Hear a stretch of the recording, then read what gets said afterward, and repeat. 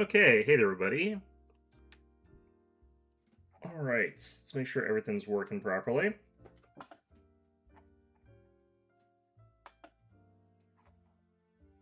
Let's try and get my chat up and running. All right, so we're done Persona 3, so we're just doing Tyrion Cuthbert today.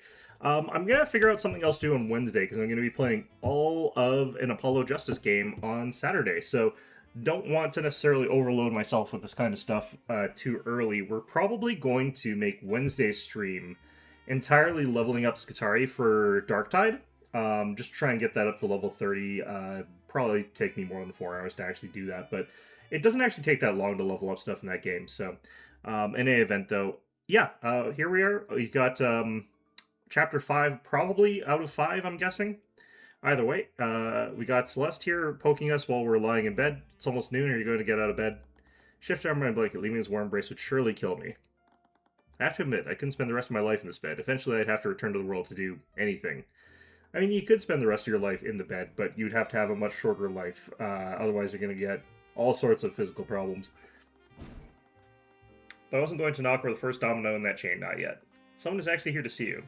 I'm not interested. I'm taking another mental health day. At that rate you're going to turn to it's going to turn to a mental health month. Get that you're feeling down, but you've got to get out of here. Can't keep freeloading off of Arya.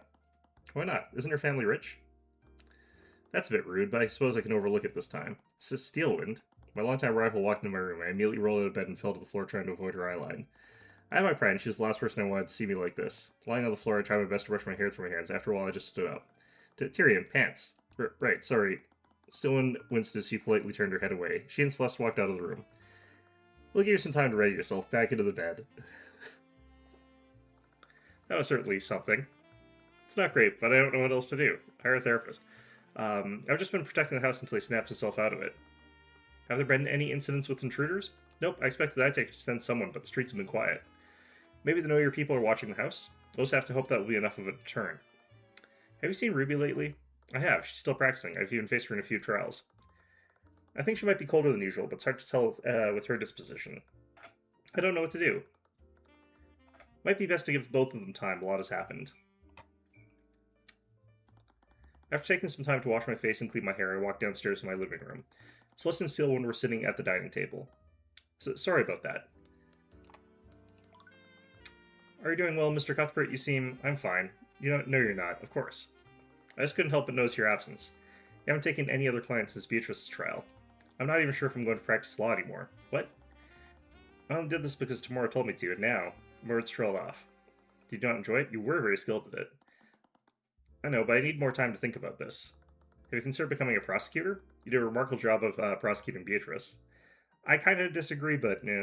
If she asked me that last year, I'd have just laughed at her offer, but Beatrice showed me that there were criminals that need to be brought to justice. I still don't really think so, but sure, whatever.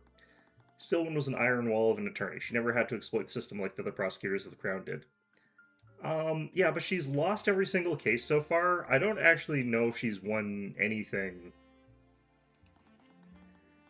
Following her example might not be a bad idea, but part of me was also tired of following in someone else's footsteps. I'll think about it. Have your inquiries been healing well? Injuries been healing well? Yes, Nightgrave's skill in necromancy is quite remarkable. Glad I introduced him to House Asclepius. Asclepius? It's that serpent thing. House Asclepius specialized in the study of necromancy. After Nightgrave's expulsion from the academy, I thought it was the only right that he be allowed to continue his studies, right? He mentioned that he owed you a favor. It was only logical. It'd be a waste to let someone of his talents fade into obscurity. Even everything that had happened at the academy was still following his own path. Even so, should you still be moving around like this? You should take some time off to recover. As much as I would like to, there's been recent uptick in cases of mage blight lately. It's where people go insane, if I recall correctly, because they use too much magic for them. I recalled hearing about that many times. Mage exceeds their stamina by overusing their magic. It can cloud their minds and send them into a violent frenzy. The nobility has been trying to suppress information about these incidents, especially because primarily it seems like only the nobility get to use magic, normally speaking, so they're the ones who would be suffering from that. If I'm not there, there's no one to keep the Inquisition from capitulating to their demands. I was actually surprised to see you here, Celeste. Well, I can't just leave him alone anymore. He's ticked off a criminal overlord. And he can't really take care of himself right now. They're definitely going to send someone after him. Your thoughts are leaking. Get out of my head. What? It's nothing. I am surprised, though. Not many people slight the Eye Taker and live. He's been known for taking swift retaliation against his enemies. We're hoping he's laying low after his plan with Beatrice fell through. Either that or Ruby's doing what she can to protect him. Supposedly he's been absent from many of his enterprises. Either way, he'd need to be dealt with eventually. Nah, he's dead. Ruby. By the way, Tyrion, Ruby sent another letter. Do you want to put it with rest? Right.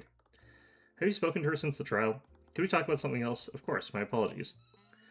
I feel like Steelwind should actually be a little bit more pushy about the way she treats us, honestly, but because we can't really say anything back to her right now. Right, I was totally making it for you guys. Shroud to the kitchen, taking out 2 more teacups out of one of my cabinets. You guys better enjoy this. These are my last bags of... She was carrying the cups of tea to us. She stumbled and slipped on a scroll case laying on the floor. She caught herself, but the teacup slipped out of her hands. The boiling liquid was airborne and was heading right towards my face. Fakakwa. Her magic took hold and the molten tea froze just inches from my face. She let it aside and slowly started to twist her hand. She magically got the tea back into her cups. You really need to clean this place. I'm your bodyguard, not your maid. Right, sorry about that. That was shape liquid, wasn't it? Yeah. Yeah, we remember this one earlier. Oh, I never expected you to. I know, but it's just too convenient not to have. My expertise is transmutation. She's really open-minded about, opened her mind about learning new spells. I remember when I first met her, she only knew how to cast Mage Blade. She hated her magic back then. I never imagined how diverse her repertoire would become. There's another knock on the door. I could have really done without all the visitors today. I'm already up, I'll answer it. Well, whoever they are, I'm not giving up any more with my lotus tea. Don't you have other, just normal tea? I looked at the people. Didn't look like anyone else was there. I slowly opened the door. Chain kept it partially locked. No one was on the street. There's a letter in my mailbox. I quickly snatched it before shutting the door. It was an envelope sealed with candle wax. There was a crest on it. It was the insignia of House Pierce. I quickly opened the letter and read it. Despite clearly being written by Pierce, the paper had been torn in half, but the message was clear. I hope you understand. I would have never contacted you unless I had no other choice. I know the truth behind McCoy's true parentage, and I'm aware of how vital this information is to you. As you know, my execution is scheduled for next month, and I'm running out of time. I want to trade this information with you. In exchange, you'll grant me my freedom. I don't have the authority to do that, so I don't know what he's thinking here. Meet me in the private prayer room with the Grand Cathedral of the Scale Lord at 2 p.m. Why is he... He's probably on bail, I guess. I don't feel like they would do that for someone who's on death row, though. I don't know why you would... Alright, whatever. You will... What are you talking about? I'm a... You know, there's no way for me to really do that. Or else what? I hope you understand, blah, blah, blah, blah. Okay. Alright. It thinks for a second that we'd even think of helping him. And how I feel, but aren't these the answers you've been looking for? I don't care. We're not going to help him. That was never an option. There's clearly more to this. I agree. How was he able to find out in the first place? Truth is, Celeste, I've also been looking into your parentage. What? Sorry for not telling you, but I don't want to raise your hopes. Even with the resources available to me, I couldn't find any information regarding your birth. If you couldn't find anything, how was Pierce able to? House Pierce is low on the political hierarchy. He shouldn't have access to the resources I do. So that should just tell you he's probably lying. So just because he says that he's got that information does not mean that you should take him at face value. He was ruling Lord of the Land and McCoy Tavern was on. That's true. But I still find this whole situation quite suspect. And why would he ask for my help? I was the one who indicted him in the first place. If I did agree to help him, it would be nearly impossible for me to get him an acquittal. It would be a conflict of interest. He must be desperate. His execution is scheduled for next month, after all. It's possible that he reached out to Tamora as well. I can't believe he'd set up a meeting at the Grand Cathedral, today of all days. Why? What's happening there? I'm sorry. That's not my place to tell you. Alright, can I talk with Tyrion alone for a minute? Of course, I'm sure you have much to discuss. I should start heading to the cathedral today. I can't believe he'd use what happened as an opportunity. Alright, we'll figure out what that is. I'm sure this is just bringing up bad memories for you. We should meet with him. Are you sure? We're not going to help him, obviously, but I had an idea. He's probably really scared of his execution, right? He's even desperate enough to ask you for help. So think about how stressed you'd be if you showed up and refused to help him. I could use the Eye of Force on him. You can get the information without having to give him anything. Yeah. But are you really okay with this? You'll have to see him again. I'll manage. It'll be worth it if I can finally get the answers that I'm looking for. The letter had already gotten her hopes up. There's no guarantee that he actually knew anything. I was worried about how this might affect her, but it was ultimately her decision. She'd done a lot for me. This is the least I could do. So this is the Grand Cathedral of the Scaled Lord. Have you never seen it before? Church Bahamut wasn't that popular in my hometown, and I've never been to the religious type. What about you? I've never really caught on with me, apparently. My roots tie with the Celestials. Yeah, I guess that makes sense. He certainly has the looks for it. Your thoughts are leaking again. Can you stop? I can't exactly turn it off, you know. Do those mental exercises I told you about. I'm a little annoyed that you've been looking into my mind for the last few months without telling me. It's not something I can tell people about recklessly. You and Tomorrow are the only ones who know. Wait, I'm at the same level as Ruby? Right now you're much higher than her. Okay. That seemed to add a cheerful stride to her step. We approached the gates of the Grand Cathedral. There was a large blockade walling off the entrance. A large crowd of sightseers had gathered around the gates. It's closed off. Is there some kind of event going on? I recalled Steele when mentioning that she was heading there as well. This is probably when there's someone else that's getting executed, since they're saying that there's some other event that's going on here or something like that. I don't know. Nobility must have been using the cathedral grounds for some kind of private event. I'll explain why Pierce wanted to meet us here. It will probably be secluded from prying eyes today. Tyrion Cuthbert? So we approached the blockade, one of the knights noticed us. He noticed Celeste and me up and down. We've been expecting you. I see. I exchanged glances with Celeste. She raised her eyebrows at me. I just shrugged. We went past the gate and into the cathedral. The walls of the cathedral nave towered high. The afternoon sun shone through the stained glass near the ceiling. It definitely inspired awe, but like most things, it was a grim reminder of an excess that the commoners would never see. These are the sort of things that commoners do often actually get to see. The sort of temples and churches were something that were supposed to be inspirational to the masses, sort of thing. The pews of the cathedral looked like they could host hundreds of people at a time, but it was completely empty, save for a few people standing near the altar. Aside from the servants, most of them were quite familiar. They were all speaking in hushed whispers. I spotted Leaf and Miriam as we walked into the room.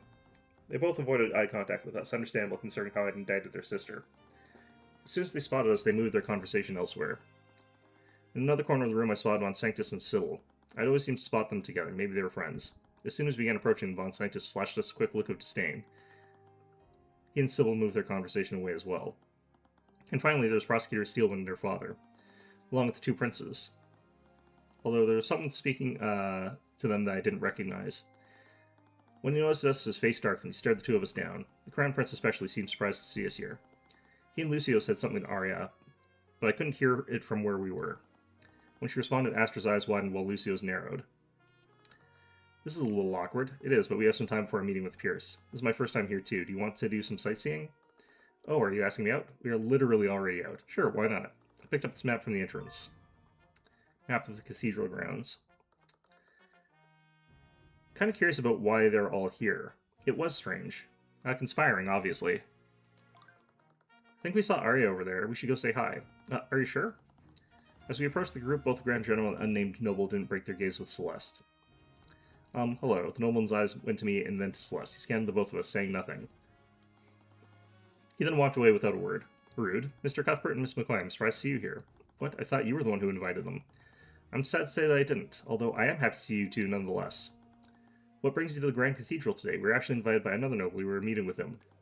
What? None of the people here are allowed to invite guests? Why didn't the guards stop you? Oh, they said they were expecting us. What?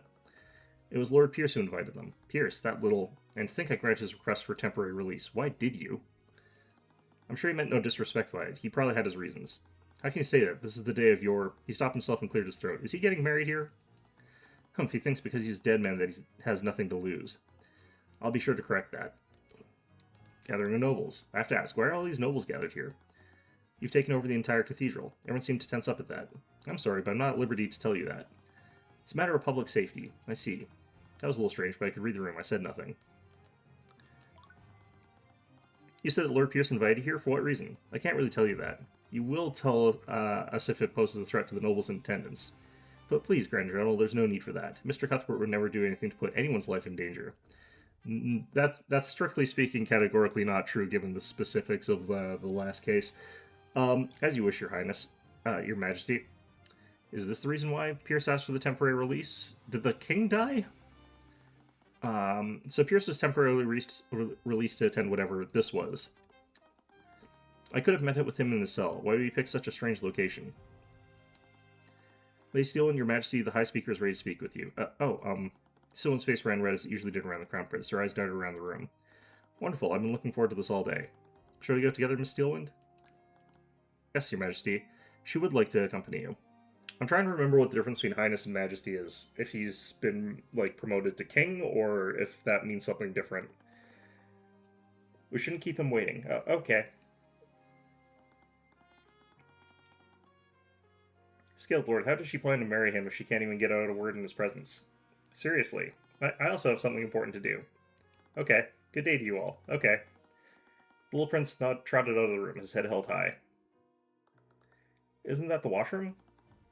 I'll be taking my leave as well, but make no mistake. My men will be keeping an eye on you two. Yeah. The room is empty now. It was time to move somewhere else. The stained glass window, a small ray of sunlight shining through it. There's an altar at the end of the room. A religious figure would probably give a sermon here. Rows upon rows of seats for worshippers to sit at, full capacities, blah, blah, blah. Okay. That's all we can look at. I don't see anything there.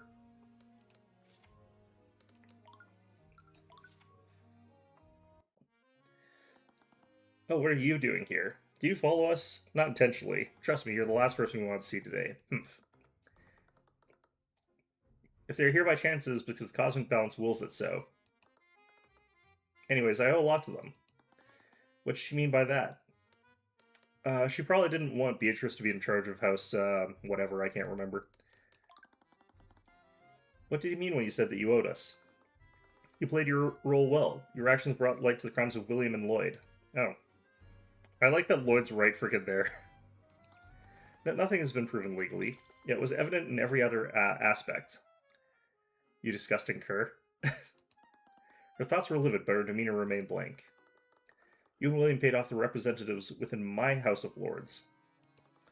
You two made a complete mockery of everything that my noble house has stood for. And for what? So you could temporarily snatch power away from the Steelwinds? I was merely thinking about the future of my house. You know Lucio can't be trusted. He executed Lady Philia, his own wife. The Grand General executed his wife? Is that what really happened to her mom? He was carrying out his duty. Ophelia committed a crime that demanded absolution. I understand that you cared for her. They're spinning on her memory by using her to justify your actions. Enough. I've had enough to mourn for today. Your Grace, this has to open your eyes to the corruption of the justice system. You have the power to change it. You have to do something to fix it. How dare you take advantage of her poor mood to plant your insidious ideas? Why the outrage, Lloyd? Should he have given you and William credit for the idea? Mr. Cuthbert, have you ever heard of saying that justice is blind? I don't know if that would exist within the context of this setting, because it isn't really supposed to be here. Yes, I guess so.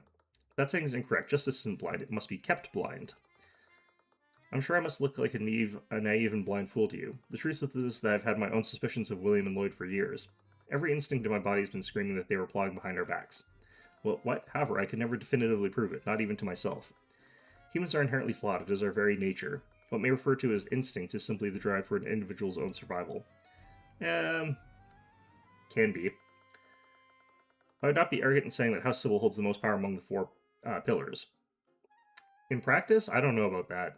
We oversee the exchange of resources between noble houses. We authorize the movement of our forces. The other pillars are the arms and legs of Weaving Guard, but House Sybil is its beating heart. To put my finger on the scales of justice would be to disrupt the harmony of the system. It would disrupt the cosmic balance. Aren't you supposed to be the Justice Minister or something? Aren't you supposed to, like, be the person who's make sure that those laws exist, though? Or if you just decide nothing or whatever. What are you talking about? What even is the cosmic balance? It's the natural order of the world. It's the guiding philosophy of House Sybil. It is the belief that everything naturally progresses towards something better. You just expect things to get better without having to do anything?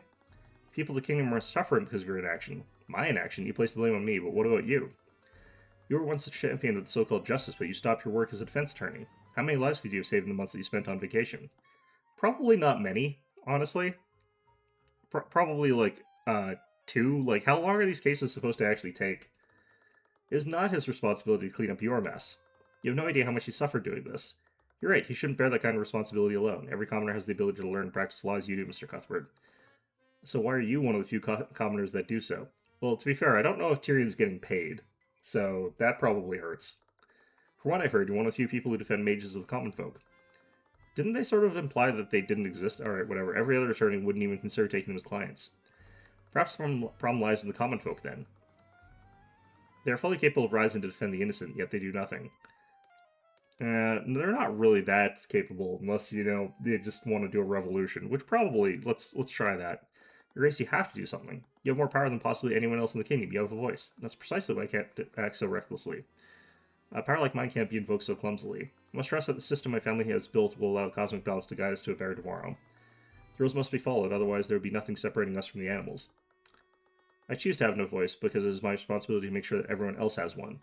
And what about the late Duke of Finance? Look how easily he bent your statement system to his own ends. People like you are part of the system as well. Kin to white blood cells in an organism, you sought out the infection and corrected it. Not really? I don't think I did anything to actually fix the problem as far as William goes. It was only out of sheer luck. Do you have any idea how badly William's plot could have ended if it had gone any other way? Well, you're the person who actually did something to, like, work against, like, in favor of William's plot, technically. So I don't know if you've got much room to say that. I'll admit that the House of Lords is far more followable than I expected, and I'm sincerely thankful that you brought it to light. The system isn't perfect, but incidents like this allow us to prevent such abuse from happening in the future. Like species evolving over history like a stream smoothing at the edge of the stone, cosmic balance will bring us to a better future. That said, while I choose not to have a voice, I think yours could be of great help to us. Shortly after her indictment, Lady Beatrice made a plea with Prosecutor Steelwind. Her evidence and testimony have allowed us to arrest several seat members within the House of Lords. There are many vacant seats now. Would you be interested in having one, Mr. Cuthbert? What? Coraline, you can't be serious. I've realized that the House of Lords needs a lot more oversight, something I think you can provide. Of course, I need to consult the other representatives, but I think they'll agree. I'll give you some time to think about it. They would absolutely not let me anywhere near that with, like, a 50-foot pole. The Minister of Justice ignored him and left the room. The Duke of Commerce chased after her frantically. Wow, I wasn't expecting that. The idea is ridiculous. I kind of understand her worldview in a way. What? She's just using cosmic balance nonsense as an excuse to do nothing. But think about what it'd be like to have that much power. Everything you could do could potentially affect the entire kingdom. Yeah, that's the point of it. Imagine being responsible for the lives of millions of people. Now imagine nobles like William, Lucio, and Von Sanctus all trying to manipulate you to get what they want. I don't blame her for not trusting herself to use that power. I don't agree with her, but I'm just saying that I understand where she's coming from. You probably know it better than anyone else. The right thing to do isn't always so plain and simple. I'll admit that she does seem sincere in trying to do right by the kingdom, and I suppose auditing the House of Lords be a simple thing with the Eye of Horus. Are you going to take her offer? I just sighed and scratched my head. My problems were always with Weaving Guard's justice system. There's a lot of good I could do if I had a seat at the table. But at the same time, was I really going to jump headfirst into this? It's a lot. I don't think that's the main concern here. Given what she is saying, like, she could throw her weight in behind you or whatever, but given her sort of tendency to not want to do things, what would likely happen is she just put your name forward, and then you get slapped down super hard by all the nobles because they despise him. So I don't think that that's what we have to worry about here. Coraline, wait. Are you seriously going to put that boy in the House of Lords? He admitted that he's a cleric of the theocracy. He can't be trusted. Shut up, Lloyd. What? Coraline, you and William orchestrated the death of hundreds of innocent people behind my back, and yet you feel nothing. What is wrong with you? Well, it was really William's idea. Don't give me that trite. You've been like this since we were children. You always lick the boots of whoever you think is strongest and hide behind them like a sniveling child. I may not use my voice, but you just parrot whoever is willing to put up with you. I don't. I can see the truth, even if you can't. You aligned yourself with William because you were too much of a coward to go against him. You justified using your little vendetta against Lucio. All because the Grand General executed Ophelia, the one you never had the balls to even try to win the heart of. You're pathetic, and I personally hope the House of Lords votes to dismantle House Von Sanctus piece by piece. I will not make the mistake of trusting you again, Lloyd. So she's the person who's going to get killed next. Fantastic.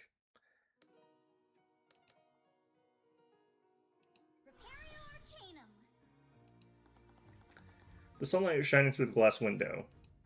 A ceramic altar was at the end of this room. There are candles on top of it made of pure gold. Time for us to go take some candles. The nave, I guess? Cathedral Garden? Alright, that's interesting. Let's go figure out what's going on with the Pegasus with the birthday hat. Is it the Pegasus's birthday today?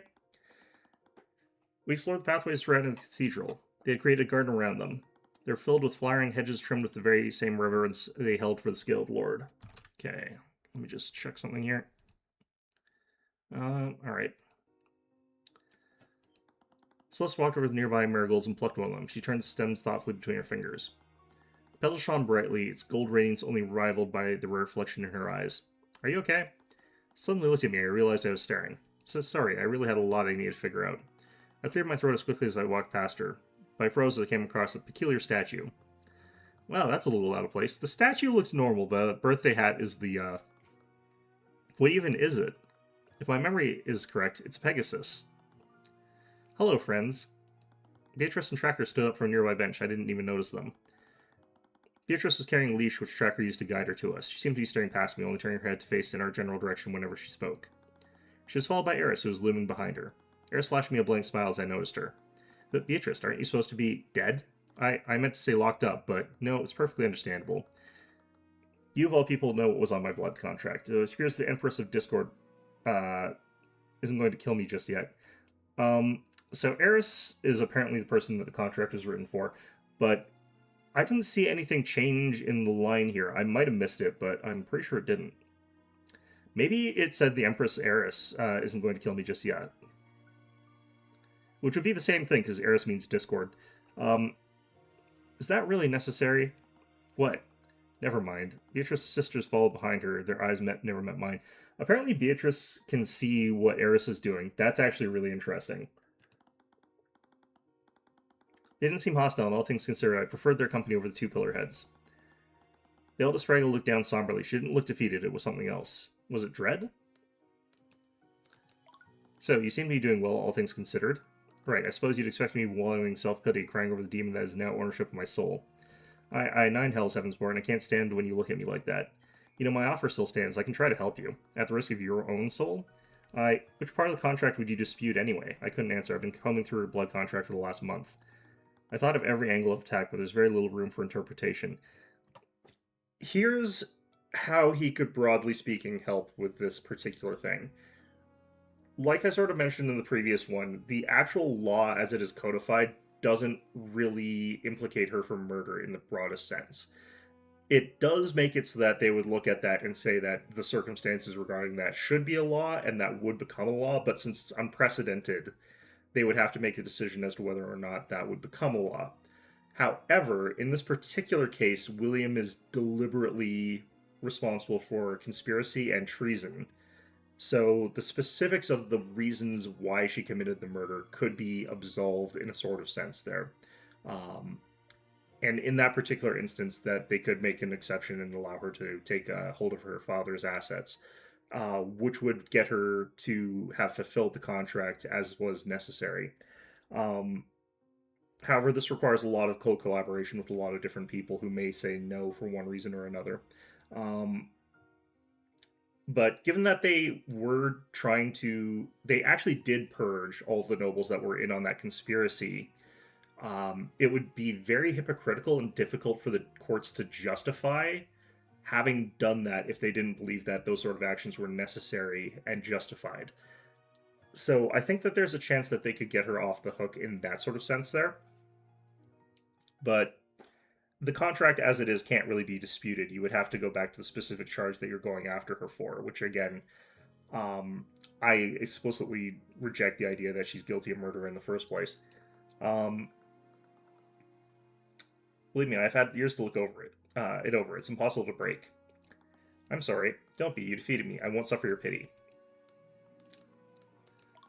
You always meet in the strangest places, Eris. What are you doing here? I request to accompany Beatrice to this event. After all, I don't have many opportunities to enter a church like this. I can imagine.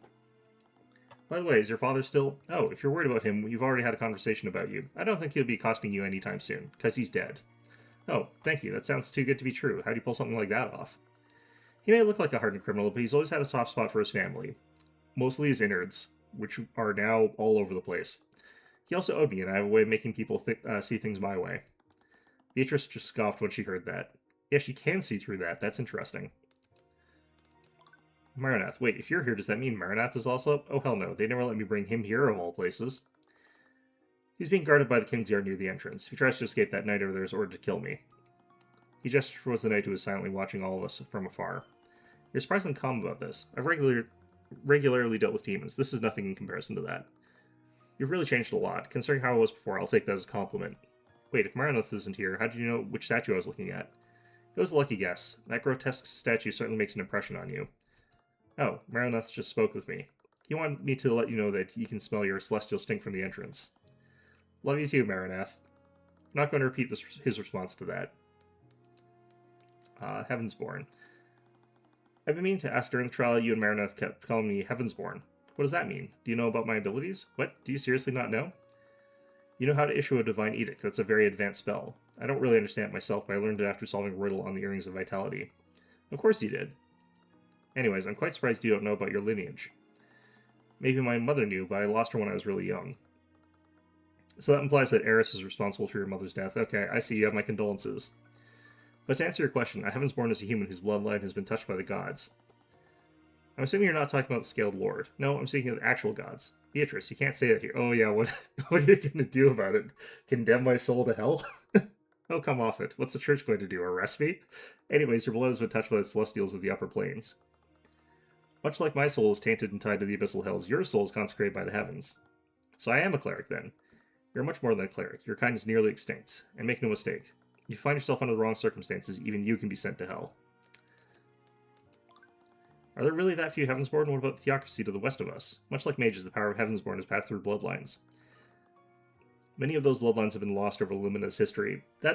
These sort of things never make a ton of sense to me because of that whole, like, you could go through that sort of list of, like, how closely related you are to, like, William the Conqueror or whatever, or Charlemagne, or Julius Caesar or whatever.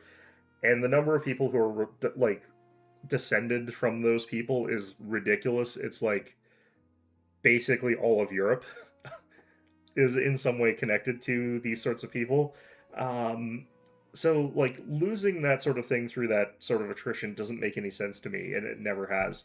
Some were lost in the previous war, some strayed from the path and were ended by the theocracy itself, and many were ended by the Celestials' enemies. Like Eris. Why is Wingard going to so much trouble to hide this from everyone? The theocracy has been this kingdom's enemy since it was created. The Luminite's greatest weapon is their faith. Weavengard has always feared that faith would infect the people like a sickness and destroy Weavengard. You guys have faith, though. In different things, but, like... So, like always, it's all about control. It also runs contrary to the Church of Bahamut. The ancient dragons are also an enemy of heaven. They've done their best to wipe out any religions that worship the Celestials. I see. If your bloodline is blessed by the Celestials, does that mean our kids would also be Heavensborn? Getting ahead of yourself there. I suppose so. I think my mother was also a... Pause for a moment, processing what she just said. I asked if your kids will be Heavensborn. Oh. Eris? Eris, is this your fault? Okay, you're off the hook this time, Eris. What was I thinking? Wow. If only it were always that easy. Anyways, I'm a little curious about the theocracy of Lumina. Frankly, I'm surprised there's even one Heavensborn living in Weavengard. How did your bloodline even find its way here? I suppose I don't really know. My mother never told me much about her ancestry. That makes sense. If the Church of Bahamut knew who you were, they would have definitely hunted you down. And the last thing I needed was another faction that, well, they're still here, and they know about you now. Anyways, travel into and out of Weavengard is technically illegal, and I doubt Lord Steelwind would make an exemption for you. After all, House Steelwind suffered the most during the Great Luminite War. Lucio might as well be a veteran of that conflict. Veteran? Vet? Oh no. No, I hate the vet. I'm not going. They'll never take you alive. Arf, arf, arf, arf, arf. We all watched this tracker frantically ran through the garden, trampling several flowers and barking loudly. No, he's got a point there. Leaf chased after him as he began accosting a passing knight. I should go help her. It's almost 2 p.m. anyways. You should head to the prayer room. Thanks for answering my questions, Beatrice. Let me know if there's anything I can do to help you with this Empress of Discord. Hey, Eris, can you chill? Just, like, for, like, 1 minute there? Can you just chill a little bit? She's closer than you think. There's nothing you can do. She just points at Eris, just like this here just gets like redacted back to not doing that. Trying to look so defeated, it's almost time for the main event. Why do you bring me here? Oh, who knows. What are you planning to make me do? Please. Please don't make me harm my sisters. You're in no position to make demands. You also have to wait and see for yourself. Stay safe, Heavensborn. Okay, so I get the statue, I don't get the hat. The statue. I can only feel it suffering. What? Its face is contorted into an expression of pure agony. It screams out in terror, yet no one can hear its pleas for mercy. Someone ignorant of its plight has placed some sort of vain party hat upon its head.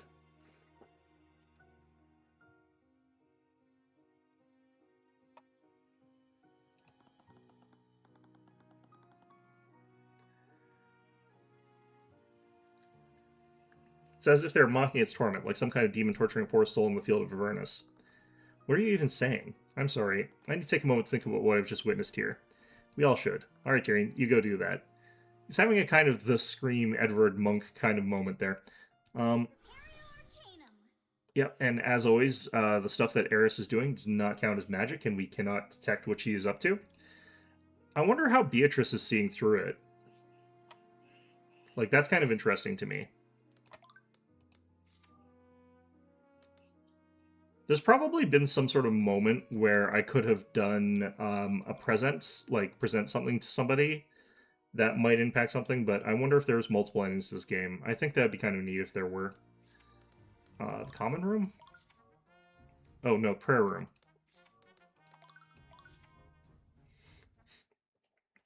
This is where we meet Pierce, and he says, "Say your prayers, Cuthbert," and he murders me. Are you ready? Yeah, at least I hope so. You can stand guard outside if you want. I only need a few moments to look into his mind. No, I'm the one who asked you to do this, and I'm not going to leave you alone with him. Tyrion? Yeah? Thank you for coming here with me. It really means a lot. Honestly, I think I just need an excuse to leave the house. It's not just this. You're always looking out for me. You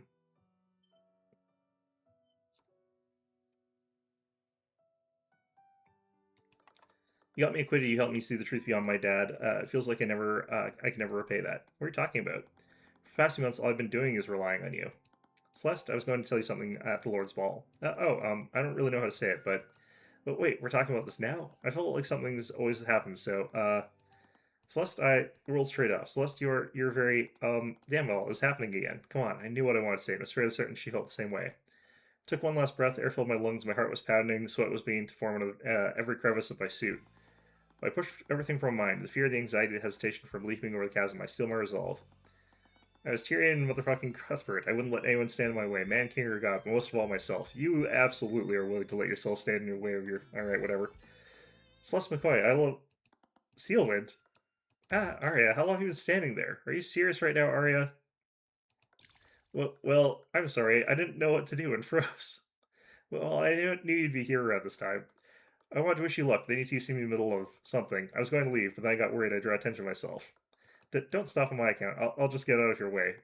As she skidded away, saw something fall out of her pocket. It was her runestone. Ah, Arya, you dropped something. Ah.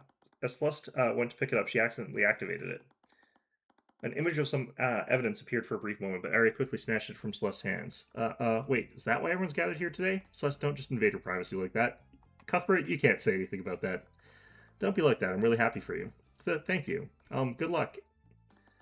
Part of me really wanted to know what she saw, but one of us had to... Okay, so it's the wedding one. I was wondering if it was like that, or if there was a new coronation because the king died, or whatever, but it's the wedding one. Any wins in my cell, or there's nothing left to push me forward. Just silently walked over to me and planted a kiss on my cheek. I jumped back. My hands went to where her hips had made contact. She swayed playfully into giggles as she watched the embarrassed look on my face. Tyrion, I already know. You do? Then I'm still not saying it before you do. What? You've been stringing me along for a month. That's what you get. It's been... I thought it was multiple months is what... Okay, they're inconsistent with the timing on that.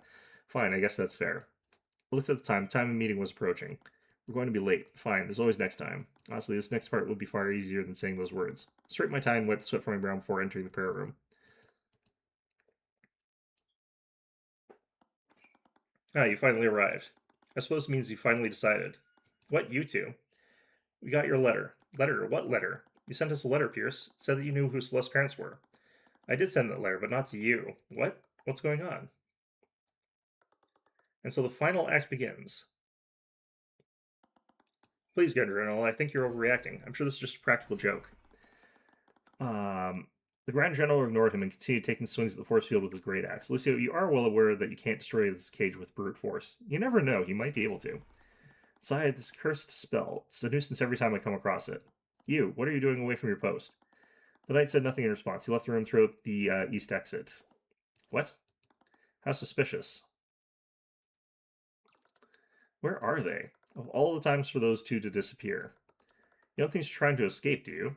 Honestly, I wouldn't put it past... Hey. Lazarus Asclepius. Nobleman, age 22, art of necromancy. So he's that healer guy that Nightgrave's gone to work with. Lord Asclepius, do you find Beatrice? I didn't, but there's something else. Someone just trapped His Majesty in a force cage. What? Oh no, did Beatrice... Force cage... Is force cage even in her compendium? Either way, I think it's safer if we reconvene with the others in the nave. The King's Guard are forming a perimeter while they wait for the force cage to disappear. We'll be safe there. She'll be fine. She always is. I suppose you're right. Tracker, let's go. She's not fine. Tracker said nothing. He was growling the pathway leading north. Tracker, I said, let's go. I smell evil rats. You can chase the rats after the funeral. Let's go. Yes, Queen. Well, she's not dead. She was the one that I thought was going to get killed here. The Duke and Minister turned the corner and fled into the common room. Their assailant wasn't far behind, but hopefully they'd lost her. No, this must be some mistake. I know Miss Steelman. She would never do this. Can't think about that now. We'll just have to hope that she don't think to look here. Lloyd tried to check Coraline for any wounds, but she just slapped his hand away. Lloyd, just teleport away. Choose a place where a Mage Blight won't hurt anyone. He's got Mage Blight? I'm not leaving you alone with her. Do you think your recklessness will earn my forgiveness? Just go. Damn it all, she's coming. Arya Steelman turned to the corner and stood at the room's north entrance. She walked towards the two Pillar Lords without a word or hint of emotion. Something wrong with her eyes there. Arya, please, I don't know what your father told you, but there has to be another way. We don't need to give in to your primal urges. You're just another bloodthirsty Steelwind. You barbarians have no place in our kingdom. Lloyd, look out. Coraline tackled Lloyd as she foresaw an attack from behind. The crossbow bolt would have pierced Lloyd's heart if she hadn't reacted. Instead, the bolt pinned itself in the back of Coraline's shoulder. Coraline, it's fine, I can heal this. Well, we can't have that, can we? Bashir stepped into the room from the south entrance, crossbow in hand. Arya had done a wonderful job of driving the two of them here. Damn it all, is this your accomplice? Show us your face, you coward. The assassin said nothing and aimed his crossbow at the two of them. Lloyd stayed silent, but suddenly started breathing more heavily and haggardly. Ag! Duke of Commerce turned and tackled Arya to the ground. Again, her face was blank. She didn't seem to be bothered at all. All she was struggled to break the Duke's grip on her. The assassin was about to shoot, but cursed under his breath once Arya was brought into the line of fire. It wasn't her time yet. She needed to live through this. Lloyd cursed at himself. Even he was wondering what he was doing. It was as if his body had moved on its own. For that matter, why had he refused to teleport away as Coraline asked? He had a bunker specifically designed for this. No one would have blamed him. He wasn't meant for combat. Those thoughts were spinning around his head, but they were being pushed away, over him by something he had never felt before. Coraline, run, get away from here. But... The minister hesitated, but her survival instincts won over in the end. She ran past Lloyd, who was keeping Arya pinned to the ground. She cried as she ran in terror. The assassin leveled his crossbow at her. Duke growled in defiance. He shoved Arya away and formed a cross with his arms. Turprotek. A thin stone layer suddenly formed to cover the entirety of the Minister of Justice's body. Crossbow bolt whistled past Lloyd, but it bounced off of Coraline's hardened skin. She had gotten away. Stone skin doesn't require concentration, does it?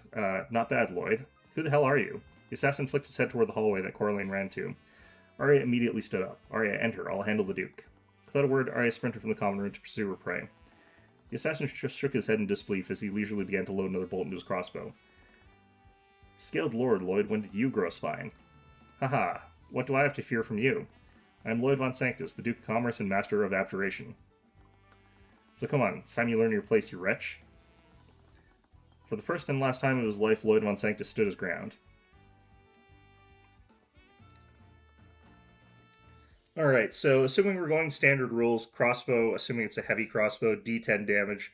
Stone Skin denies up to 10 damage per hit, so basically unless you roll a critical, and even if you roll a critical, you're unlikely to do any significant damage or any damage whatsoever with the crossbow against them. So the fact that they're getting attacked by a crossbow does tell us something. It's likely the person chasing after them is not a mage. So who would that be? Their replies to this implied that it was a guy, so it's a man of some sort. Do we know very many? I don't know if we do, actually.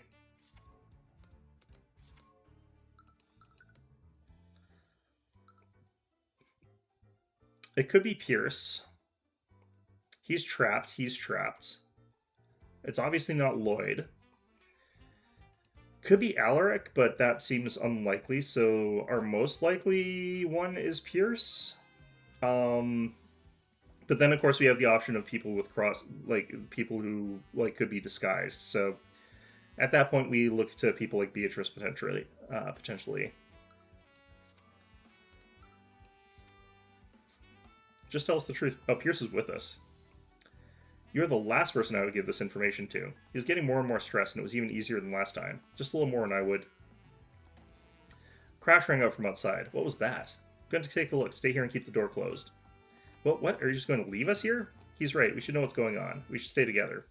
Don't worry. There are 2 guards outside, and they're from the King's Guard. You'll be fine. That's not what I'm worried about. Trust me, Tyrion. Whenever I ever lost a fight. She had a point. Fine, just be careful. Yeah. What? Well, we know that there's corruption within the King's Guard here. It had been almost 10 minutes since Celeste went to investigate the noise. I wanted to open the door and check on her, but she told me to keep the door closed. Last time I disobeyed her orders, I got taken hostage and made her job 10 times more difficult. Pierce seemed extremely on edge. He was sitting at one of the tables and impatiently tapping the wood with his fingers. So you never intended to send that letter to me. Who did you send it to, then? Oh, as if I would ever tell you that. Luckily for me, he had accumulated enough stress by now. Strictly speaking, the person who could get him out of that situation would be potentially Steelwind. Because presumably she would have been the prosecuting attorney in his case, because he had another trial after ours. Well, what? Why are you looking at me like that? Even if I wasn't the intended recipient, you said that you knew who Celeste's biological parents were. Who are they? Are you seriously focused on that now? It's far too important. It's my only bargaining chip. One last push. Answer the question, Pierce, or I'll reveal this letter to... What was that? Somnia. What? What is this? Sleep spell. A luminous vapor spilled into the room. It glittered with faint glints of magical light. As soon as it fell over me, I could feel my entire body becoming heavier. I started to slump over. My body was being pulled towards the ground. A sleep spell. Why is this conjuration? Do they not have enchantment in this? I guess that's what's happening. I miscalculated. No, if they got here, that means Celeste. I fought with everything I had to stay awake, but it was impossible. My eyes were closing on their own. I felt like my eyelids were being dragged down. I felt myself fade away, but I made one last desperate attempt to keep my eyes open. No. Beatrice?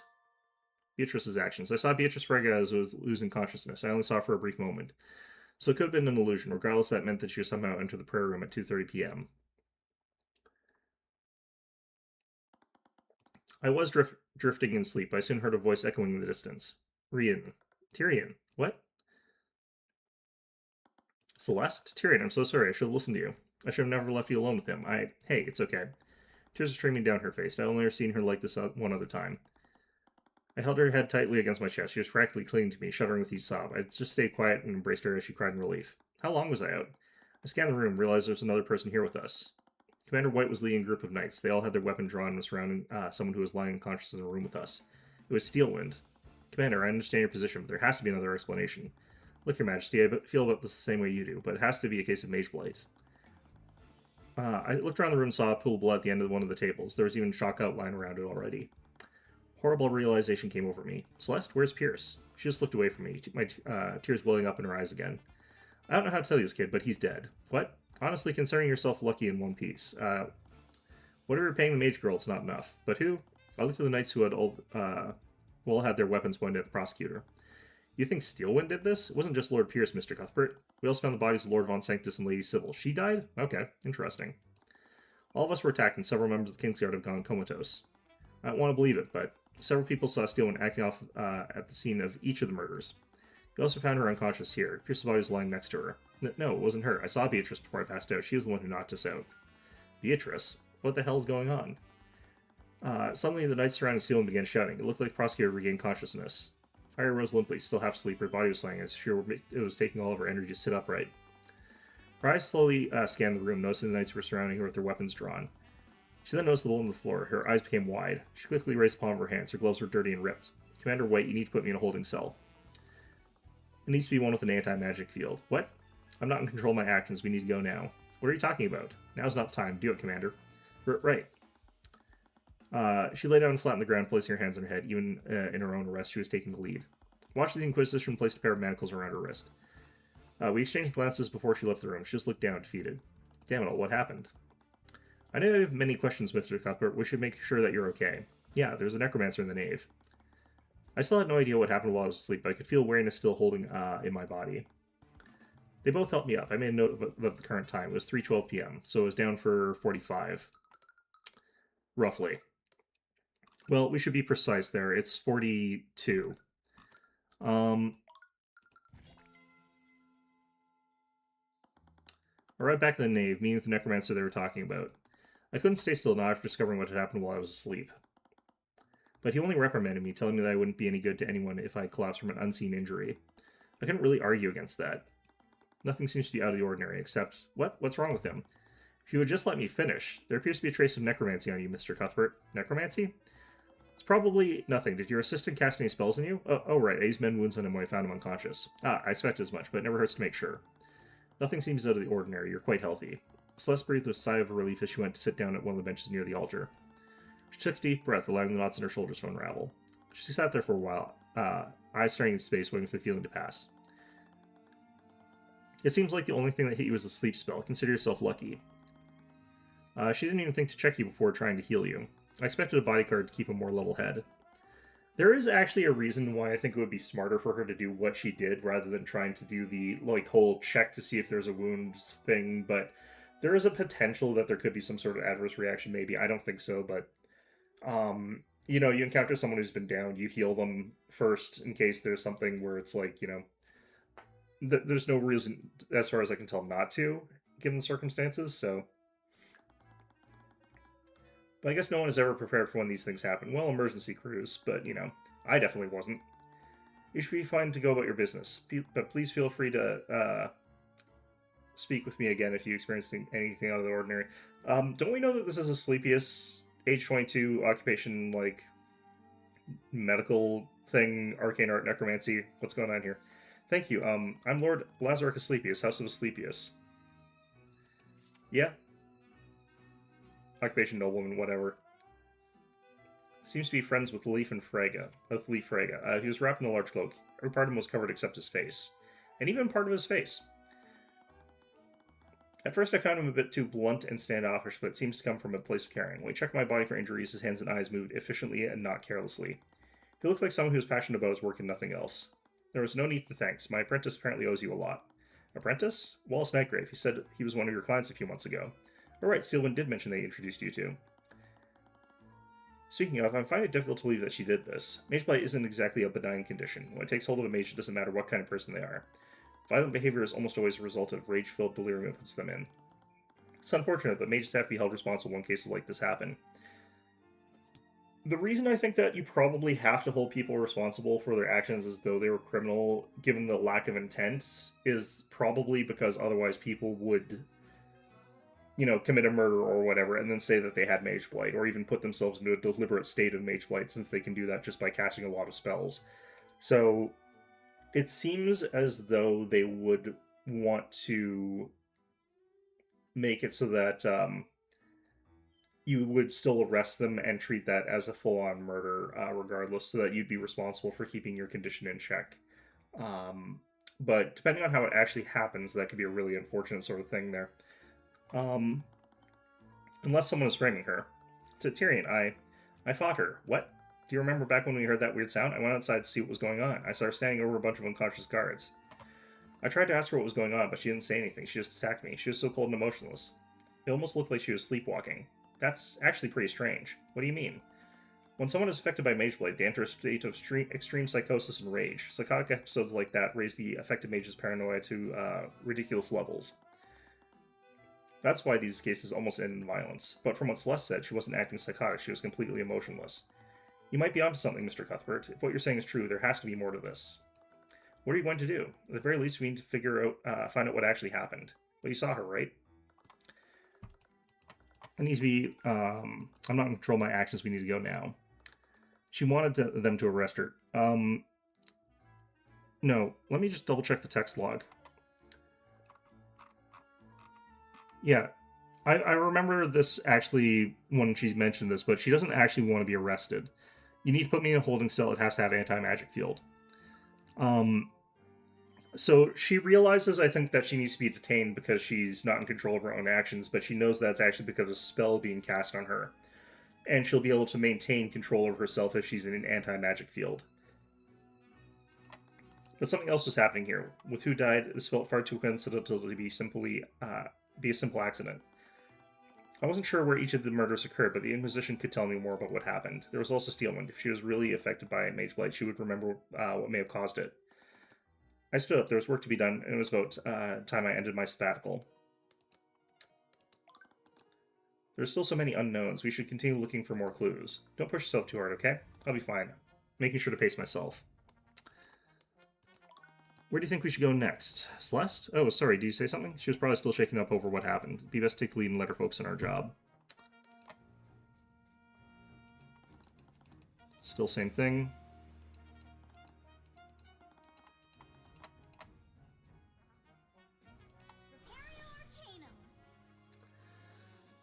Okay.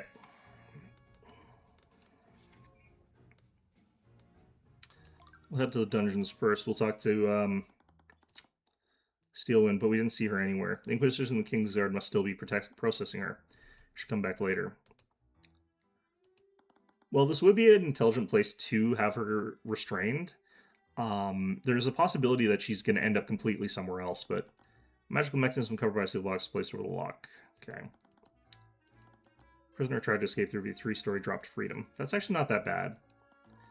Lit torches are hanging on the cell walls. It seemed a bit irresponsible to light fire in here. But prisoner safety is probably the last thing on the Inquisition's mind. Nothing going on in here.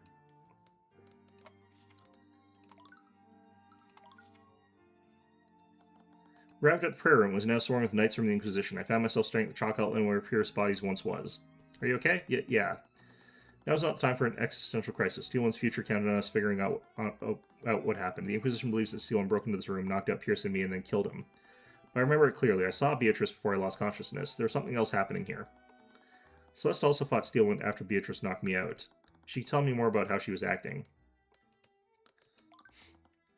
Let's review what happened. Before Beatrice knocked me out, we heard a commotion outside and you went to investigate. Can you tell me more about your fight with Steelwind? What was she like? Well, she wasn't her usual self. It's like she was in some kind of daze.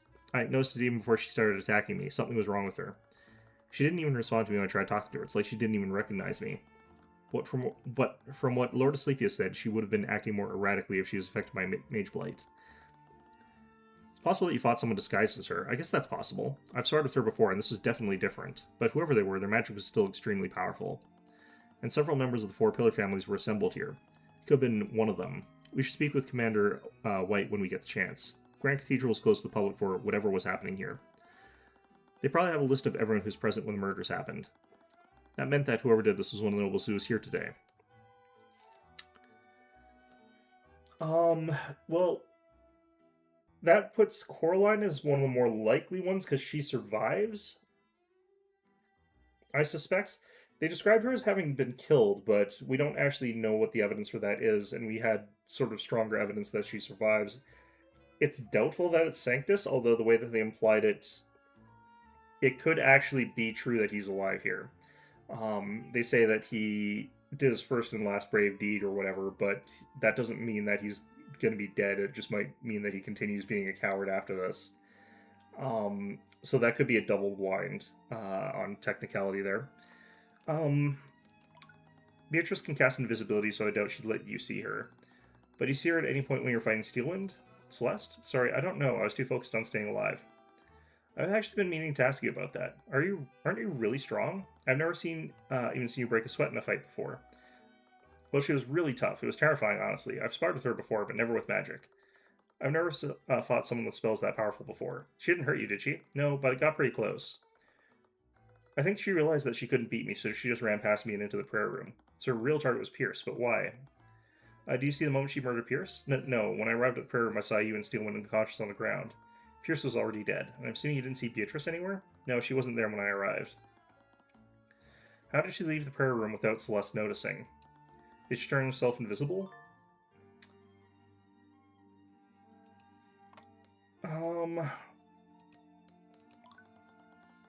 So why is it that Celeste wasn't able to get back into this room quickly enough to sort of see Steelwind get into the room. Because that would have solved a lot if she had been able to do that. What was holding her up during that time? So it's the prayer room for the meeting at 1:50. Then we interrogated Pierce for about half an hour. That's when we heard the commotion outside, and you went to investigate it. It would have been 25 minutes. Right. And I think Beatrice knocked me and Pierce out 10 minutes after that. How long did you fight Steelwind before she pushed past you? We definitely fought for a while. It must have been at least 20 minutes. What the heck? After that, she gave up on fighting me and ran into the prayer room. Which means that Beatrice somehow got into the prayer room during your fight. That discounts my theory of her disguising herself as Steelwind. I regained consciousness at 3:12 p.m. That meant I was knocked out for more than 40 minutes. Still a lot of unknowns about what happened. I need all pieces if I want to set the board. Chalk outline where Pierce's body probably was. Looks like he was sitting against the altar when he died. Bloodstain seems to imply that fatal wound came from his chest. An autopsy report would be really helpful here. I need to ask the commander for a copy of it next time I saw him. There are 3 stained glass windows. They look quite nice. Same thing for all of them. Alright, old wizard, dragon, some warrior kind of guy.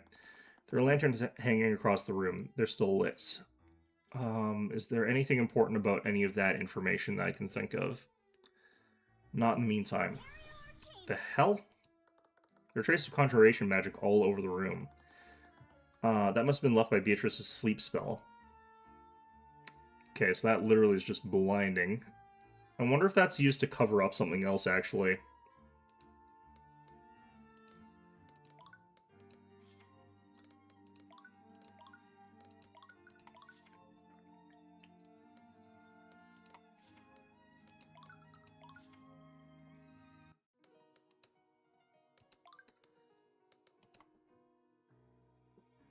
Did I miss something then?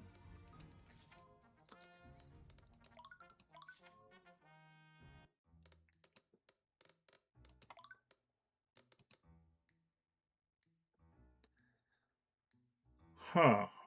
Pixel hunting, my worst of enemies.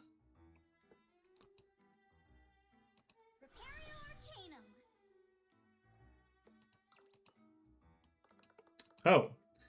So the area around his body, interesting. Did the murderer wound him using a transmutation spell?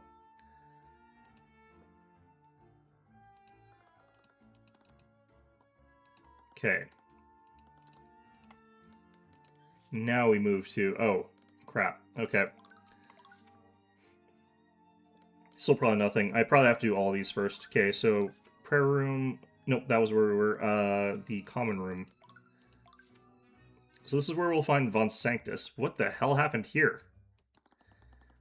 This is the last place I'd seen Von Sanctus the Sybil before everything happened. I looked around. The once pure white room was completely scorched. I could still smell the scent of burnt cloth and fresh flesh in the air. What happened here? Was there some kind of fire? Yeah, we think the perp lit a fire using magic. As we entered the room, Commander White waved us over. He was accompanied by his usual legion of knights. Commander White, hey kid. You investigating what happened too? We just wanted to figure out what really happened. You and me both. Nothing about this makes any damn sense. I could honestly really use your help in trying to figure this out.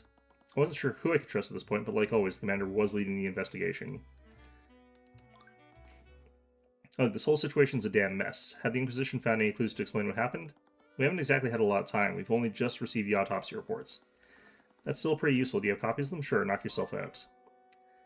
Okay, Garrick Pierce, 245 prayer room. Likely death was blood loss. Shard of frozen liquid was found stabbed through his heart. It was very likely that this was the murder weapon, transmutation. Wound also shows heavy traces of transmutation magic, and traces of conjuration magic were found throughout the room. These people are being killed in the same way that they had committed their murders during the trials that we were involved in. So this makes me wonder what Sybil was up to. He was incinerated alive as a sort of proxy for being incinerated in the vat of chemicals. Death was suffocation. Her body was found floating in a lake outside the Grand Cathedral. Traces of transmutation, evocation, and necromancy magic were found on the body.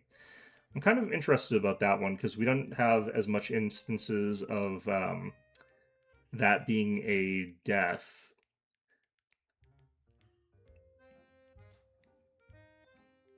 So, not sure what the necromancy would have been her healing the crossbow wound. I'm not sure what transmutation is for. Evocation is probably something that pushed her into the lake. Lloyd von Sanctus died at 2:05, caused death of suffocation, fire in the command room, burnt the body too much to discern any specific wounds he might have suffered. However, a small trace of evocation, magic, and burn mark found on the victim's left shoulder. This implies the body was hit with a fire-based evocation spell. How is this suffocation? Was this just because there was so much fire that it burned out all the oxygen? He used abjuration to protect himself. That's fair. Wait, Pierce is killed with a frozen blade? Isn't that similar to how he killed Flintheart McCoy? So, sorry, I didn't mean to. No, it's okay. I can imagine a scenario where a struggle happened and the killer used whatever was nearby. However, it still felt like a convoluted series of events. But why would the murderer do this when they clearly had more lethal spells at their disposal? Pierce used the method during the Flintheart murder to leave as little evidence as possible. However, it's clear the murderer wanted to frame Arya and leave as much evidence as possible. Anyways, times of death also tells the story. Purely based on times of death, the murderer must have killed von Sanctus, then Sybil, then Pierce in that order. Yeah, that's our working theory, too. If we look at the map, we can see the prayer room and the common room area are. Lady Sybil's body is found in the lake west of here. This one I'm still finding the most suspicious, so I'm questioning this the most. Grand Cathedral is built on a cliff. There would be only one way for her to reach the lake in such a short amount of time.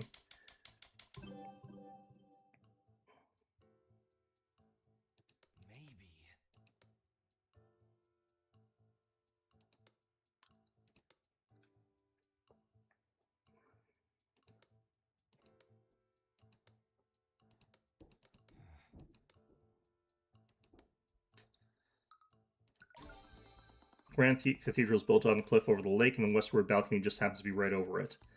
Yeah, I guess that makes sense. We even have witnesses who saw a steel wind there. Really, who was it? It was High Speaker Theon Arceus. High Speaker? He's the shot caller of the Church of Bahamut, and he stands at the top of the religious hierarchy from what I hear.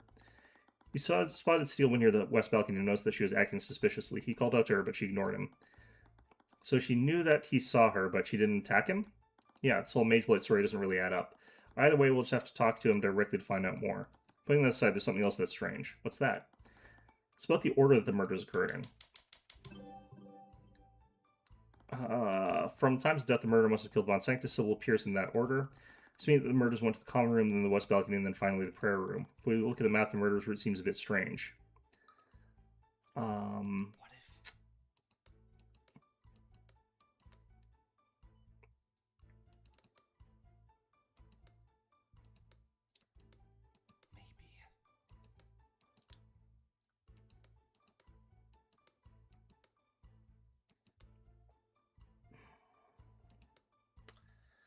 I don't actually know what to do here because I didn't get a good enough look at the map to really understand the thing there, and I can't go back to look at it from here.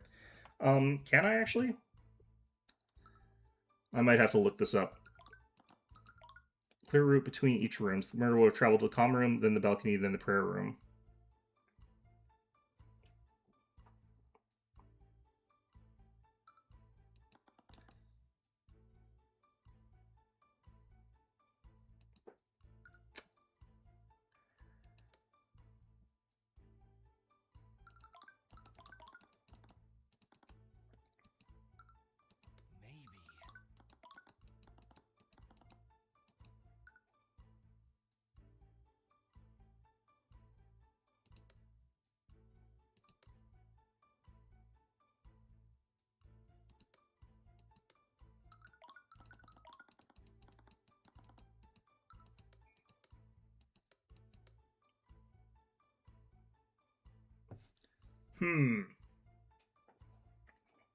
Okay, I'm gonna probably just look this one up here.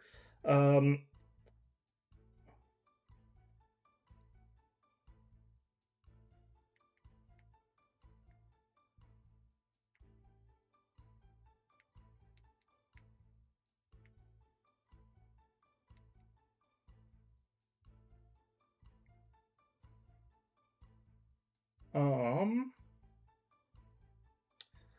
think we're in 5 part 2, so I have to look up this nonsense here.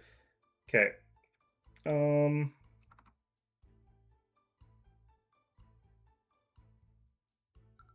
We haven't done trial yet, so that's not a part of it.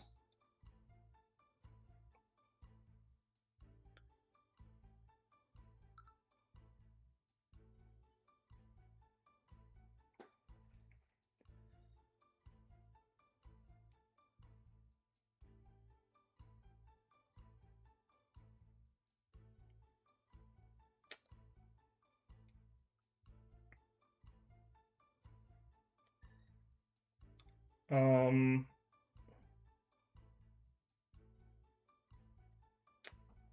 could have killed Pierce second. Could they have?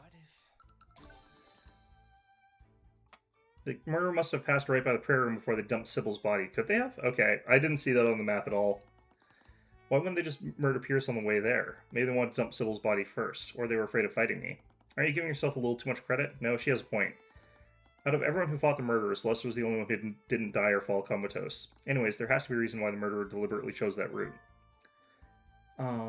Judging from each time of death, the murderer went from the common room to the balcony and then to the prayer room in that order. However, that wasn't the most direct route. There had to be an explanation for that. Not necessarily. I created a rough outline of the murderer's actions, so the real clues would lie in how each of the individual murders occurred. First, I need to figure out how Von Sanctus was murdered. How did they discover the bodies? Who came across them? It all started when Prince Alec ran up to us. He told us they saw fire breaking out in the common room. He also saw Steelwind there, but when we tried to talk to her, she hit him with some kind of spell. She attacked one of the princes? Yeah, but it didn't sound like she hurt him. Lord of Sleepiest inspected him and he told us he wasn't injured. I'm glad that he's okay, but wouldn't Arya have used a more violent spell if she was afflicted with Mage Blight? It's possible she was throwing spells randomly and he just happened to get really lucky. I suppose it's possible, but is there anyone else nearby when this happened? I would have expected Prince of Weavengard to be under constant guard. Yeah, that was kind of my mistake. I ordered the knights to give him some space concerning what just happened. And what would that be? Sorry, kid, if you don't know, that's not my place to tell you. I have orders from the top to stay quiet about that. Then we need to ask someone higher up. It was still strange, though. Why were all these nobles gathered here? Anyways, whatever the perp hit him with, it only put him in a daze. He would barely walk or talk. He couldn't even approach us until the spell had worn off. The weirdest thing about it was that he should have been pretty close to where we were. But for some reason, we didn't find him until after the spell wore off. That must have been traumatic. I hope he's okay. But why didn't anyone see him during this time? After he told us what was happening, we went to put out the fires. That's when we saw a bunch of guards knocked out outside of the prayer room. You see me? No, this all happened around 3:10 p.m. Right, that was probably well after Steelwind moved into the prayer room. Celeste must have already followed her into it. The Inquisition discovered something was wrong with Alaric de Weavengard's report after the fire had broken out in the common room. He also told us that Arya Steelwind was casting spells at him earlier that severely debilitated his senses. Spotted the unconscious guard outside the prayer room. They did not see Celeste McCoy and Arya Steelwind. This all happened at 3:10. When he arrested Steelwind, I recall he mentioning that a bunch of guards were comatose. Did the murderer used some kind of spell to knock them out? They didn't. I'm just as lost as you are about that. Some of the victims don't have any magical traces on them. We know that they're not under the effects of a spell, but they still haven't woken up. That's odd to say the least. Is there any common thread between the knights who fell comatose? That might help us deduce what happened to them. Well, we found all of them near the common room and the prayer room, all the locations where Steelwind was spotted. That can't be a coincidence, so it wasn't random yet, it wasn't affected by the effect of an arcane spell. Several knights from the King's Guard were found unconscious after the bodies were found. They have been unresponsive since the massacre, and due to a lack of magical traces, they're clearly not being affected by any kind of arcane spell. What's Steelwind's opinion on that? Because he's seen the effects of spells that are not like spells that we know about. Commander White, you keep saying the perp instead of Steelwind, even though everyone else seems to think she was responsible for this. Do you also suspect that she's been framed? It doesn't add up. If she did give herself Mage Blight, her actions wouldn't have been so deliberate. And she's definitely not the type of person to just go around murdering people. Even if she was, she'd led a lot of the Inquisition's investigations recently. She's investigated plenty of homicides with us, and she knows exactly how we do things. Whoever did this got the job done, but they were sloppy about it. A bunch of witnesses saw her. She didn't even try to hide herself using her magic. So she either had Mage Blight, which doesn't match with the behavior, or she did this intentionally and wanted to get caught. Neither scenario makes any damn sense. Someone has to be framing her. That's the only reasonable explanation. Honestly, I'm not sure about that either. What do you mean? You saw her when we arrested her, didn't you? She wanted us to lock her up. It's like she thought she was a danger to herself and others. Right, that's the same impression I got as well. If it weren't for the witness statements, I'd be sure she gave herself Mage Blight. The strangest thing is that I've never seen her that scared before. Something really rattled her about what happened. Beatrice. Do you follow up on what I said about Beatrice? I know she was in the room when Pierce and I fell unconscious. She has to be involved in this somehow. Well, she's already in prison, so we're already ahead on that account. But when you asked her what happened, she said that she couldn't remember anything. That's such an obvious lie. She has to be hiding something. Normally I'd agree with you, but she's not the only one with missing memories. Steelwind also can't remember anything. What? I just have to speak with her about that later. Anyways, what about Eris and the knight who was guarding her? Did they say anything? Sorry, kid, but Eris Ilmater has been missing since everything went down. What? I wouldn't be too worried. Witness the crime is missing and possibly hurt. Look, kid, you may be a hotshot attorney, but I've been in this business a lot longer than you have. Sometimes when these things happen to civilians, they get spooked and run away. I've seen it a million times. Eris was the daughter of a crime lord. I doubt she was in any rush to speak with law enforcement. We don't have the resources to look for her, but I'm sure she'll turn up eventually. Well, I suppose we can't do anything about that now. Anyways, what about the knight guarding Beatrice? Surely he didn't go missing as well. That's the thing, the knight who was supposed to be watching her was one of the guards who went comatose. We found him in front of the prayer room, too. Wait, did he follow Beatrice to the prayer room? To make matters worse, that frigate chick knows how to cast invisibility. So even if she was telling the truth, very few people would have actually seen her. I saw Beatrice Frega as I was losing consciousness. I only saw her for a brief moment, so it would have been an illusion. Regardless, that meant that she was somehow under the prayer room at 2:30 p.m. No, if it was an illusion, then you could have had someone else cast the illusion of that, or it could be somebody disguised as her, or there could be other explanations for that. But, you know, we should operate on the assumption that it's likely until we see some evidence otherwise, because we also didn't see any trace of illusion there. Although I don't know if you actually do see traces of that kind of illusion. I don't remember that being a thing that you could detect. The knight was assigned to guard Beatrice and kill her if Meredith attempted to escape. He was later found comatose in front of the prayer room. Aracil Mater, who's also with Beatrice when she disappeared, had been missing since the massacre. Do you happen to have a recent version of her spell compendium? Sure, we've already had it on record. Contains the formulas for the following spells: Familial Bond, Sleep, Mend Wounds, Send Message, Animate Corpse, Necrotic Blight, Shatter, Invisibility, Feign Death, and Illusory Disguise. Okay, some of these are really important. We've seen that one before. Mend Wounds. Send Message, we already know about that one. Animate Corpse, we know about that one. Necrotic Blight pulls all the life energy from the target, resulting in its death. Spell does not wound the target, nor does it leave any physical evidence, but still leaves a magical trace. Shatter, shatter objects, okay. And then got invisibility, we know about that one. Feign Death. This one being introduced here means that someone is not dead. The most likely people who are not dead are going to be Von Sanctus or Sybil. Those are the two that are possible.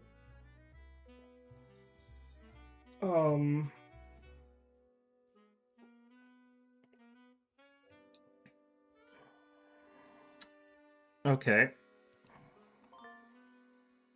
We know about Illusory Disguise. That'll potentially make for an important element. Right, I forgot how many spells she used during the Lord Frega's murder. She just used Familiar, I think, didn't she? She must have used the Shatter for that. That would have been good to have known for the other thing. It's a little bit difficult to take in. I still can't believe it. After everything he did, Lord Von Sanctus was just murdered. I'm surprised to hear that from you. Didn't he basically get away with almost blowing up your hometown? The way I say it, he got what he deserved. That still doesn't sit right with me. No matter who the victims might have been, no one deserves to die like that. You're definitely a bigger man than I am. Anyways, Von Sanctus's autopsy report says he died of suffocation. We think the murderer overpowered him and choked him with a rope or something. That hardly sounds like something someone would do during a psychotic episode. Yeah, the more info I collect, the more I think you might be onto something. But either way, the fire that the perp started in this room burnt his body. It didn't completely turn to ash, but there's not a lot left. So the fire would have burnt away any evidence of the minor wounds he had. Yeah, we're lucky we even discerned that he was hit with an evocation spell. Right, the autopsy report mentioned that too. The fire was started, it's possible he died from smoke inhalation. No, the divination spell we use always identifies smoke inhalation as death by poisoning, not death by suffocation. That's actually really interesting. You could still get asphyxiated in a situation where the fire is burning away all of the oxygen, though, so that might be a little bit beyond their abilities with their magic, though. So I suppose that kind of makes sense. Yeah, if it's from the direct smoke inhalation, that would be technically the smoke poisoning you, but it would also be replacing all the oxygen, so I don't know what would actually get you first. While we're at it, do you have records of each of the victims' spell compendiums? They might help us understand what each of the victims was during the attack. Sure, knock yourself out. Pierce, we know what this is already on there. Prestidigitation, Conjure Light, Conjure Water, Frostwave, Shape Liquid. Sybil contains Slow Fall, Foresight, True Strike, Detect Magic, Stone Skin, and Mend Wounds. Slow Fall is going to be important here. Foresight is important here. Mend Wounds is important here. Von Sanctus has got Mage Blade, Force Cage, Send Message, Stone Skin, Mend Wounds, Familial Bond, Teleport, and Summon. We already know about these spells here.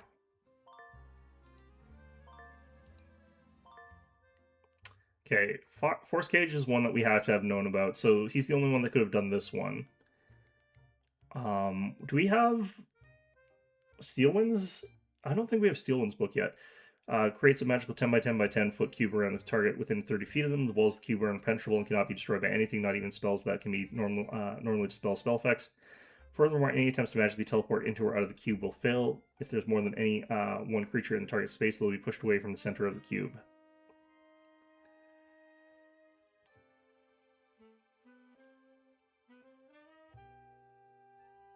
Huh. So you're only supposed to be able to catch one person with Force Cage with this.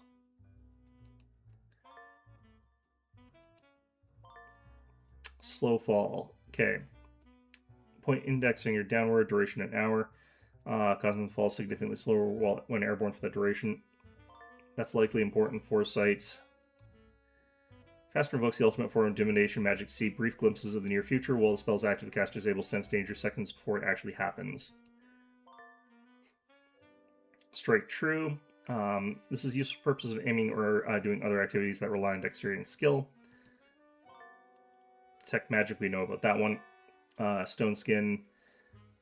Stone layer will deflect and protect the target from any physical trauma. The stone layer can be slowly broken through continuous attacks, but as long as the caster concentrates on the spell, the stone layer will instantly repair itself. Yeah, so we saw the effects of that one. We know a little bit about teleport. Know about summon. Okay, wow, that's a lot to work through. Yep, this is what happens when a bunch of mages are caught in the middle of a murder.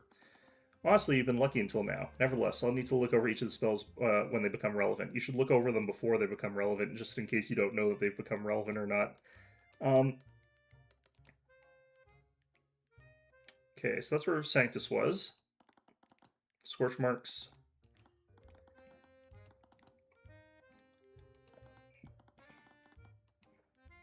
I wonder what the fuel was.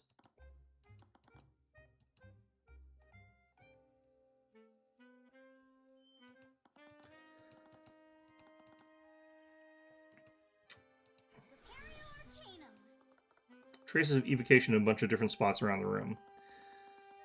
We think some oil from the lanterns got knocked over during the massacre. The must have lit them on fire with some evocation spells, but we don't know if they did it on purpose or accidentally. And the Kingsguard used a bunch of water-based evocation spells to put it out before the fire spread. That makes sense. Not really, you're not supposed to put out oil fires with water, but whatever.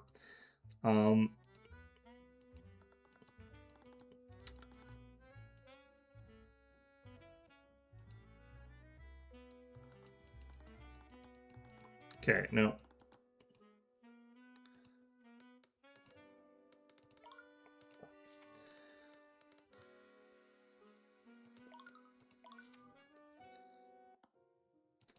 It's just me, Celeste, and the statue, the horrible statue. I don't feel safe here. Why is that statue freaking you out so much? That Pegasus is literally a celestial like you. I don't know, but I can feel it suffering through the eye.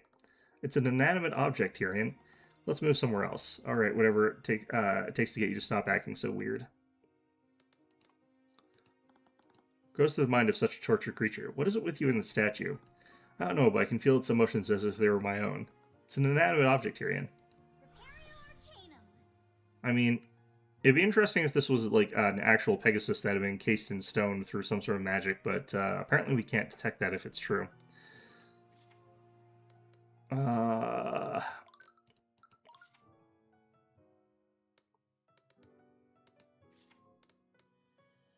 Where are we missing?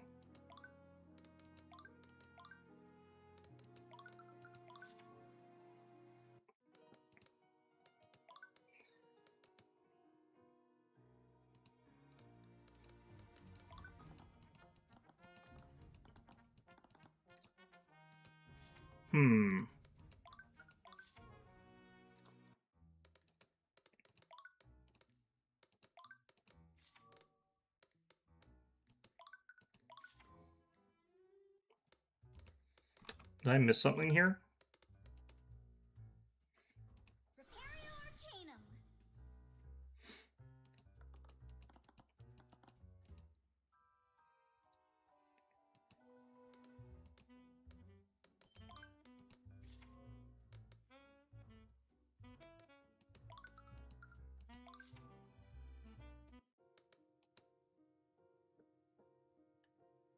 I do feel like I could call it here for today, potentially. We've gotten a good lead on everything, I feel like.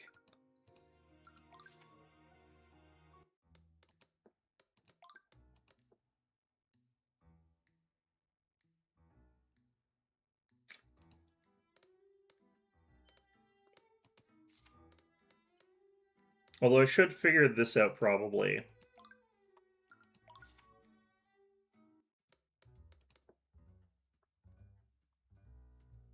Got that sort of, like, we're doing pixel hunting kind of moment, though.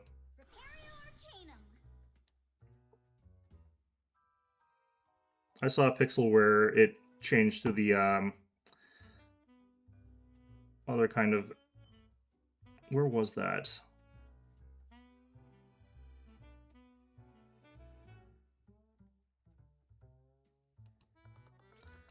There's traces of abjuration magic in the center of the room. Do the traces overlap with the body? Kind of. It's sort of square-shaped? Square-shaped. I haven't seen any traces, but there all seem to be square-shaped outlines around the body. You're right, they overlap perfectly. The air inside the square is a lot less burnt now that I look at it. I'm not sure what this means yet, but it's definitely worth taking note of. Von Sanctus, trace of abjuration. He probably tried to protect himself by putting himself in a force field cube, but that ran out of air because the oxygen could circulate through that, and that likely is what caused him to die there? Okay. Interesting. Okay.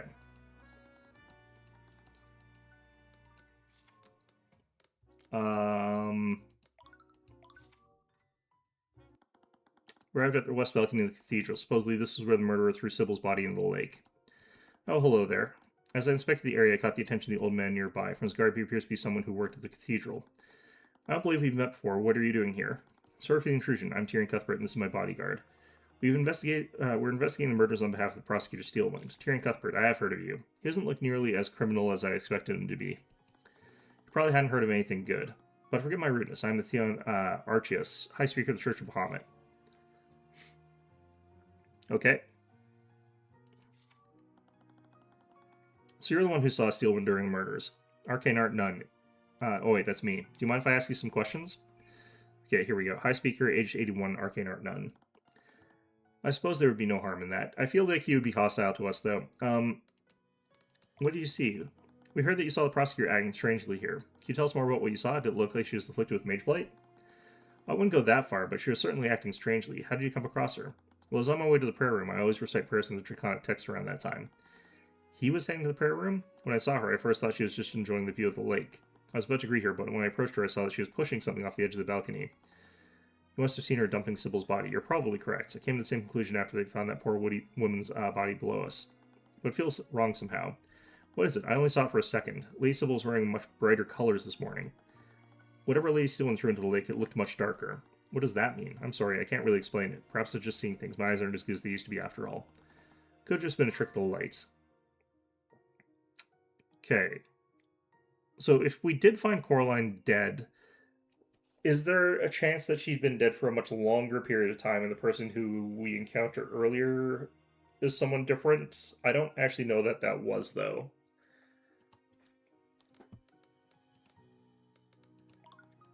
If you saw Arya dumping Lady Sybil's body, she must have just murdered her. That means you must have been heading to where we were at the time. Oh, were you praying there with Lord Pierce? Not exactly. What? That's not what the guards told me. The guards? You mean the ones standing watch outside the prayer room?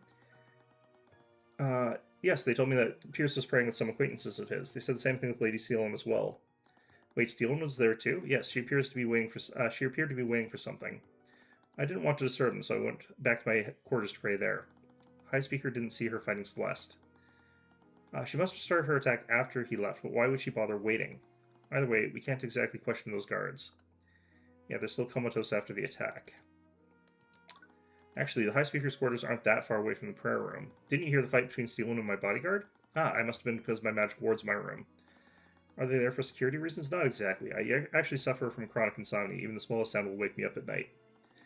Years ago, I had some mages enchant the walls so sound couldn't travel through them. I can't hear anything from outside the room once I shut my door.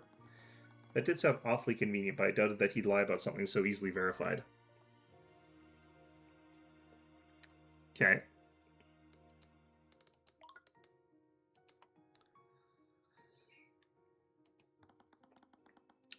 Perfect view of Lake Galacrond. Okay.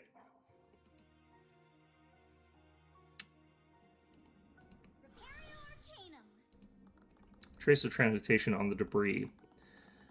That would imply that the spell specifically targeted or created whatever this came from. Does someone intentionally create these bits of gravel?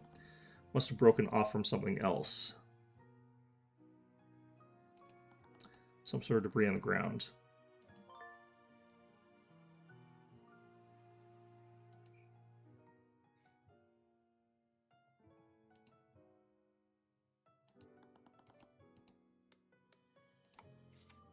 I'm not actually going to do this, but what I'm looking for is ones that are stone skin. Okay.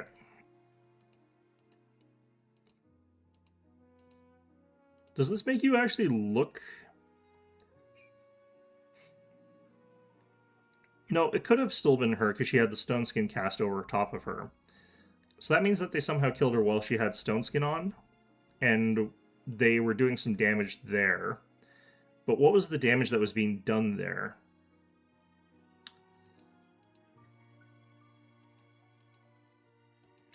We're also looking at transmutation slow fall.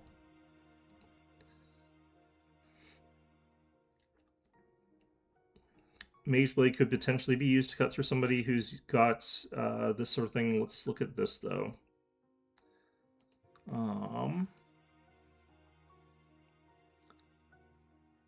It's suffocation, so there's no cut or anything like that.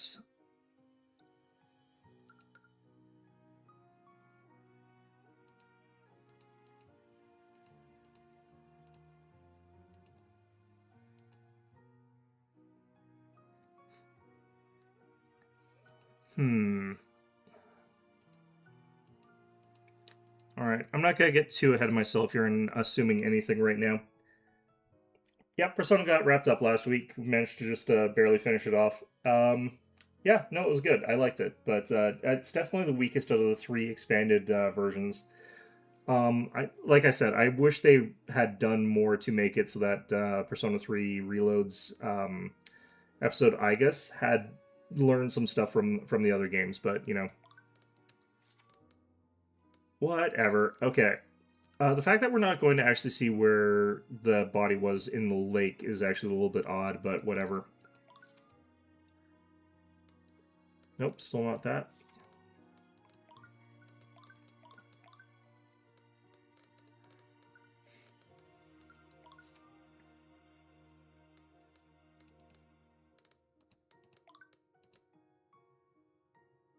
Am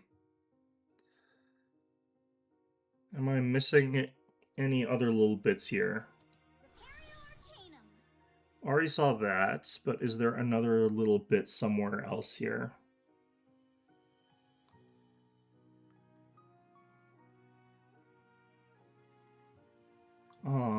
I don't see anything else in an immediate sense here.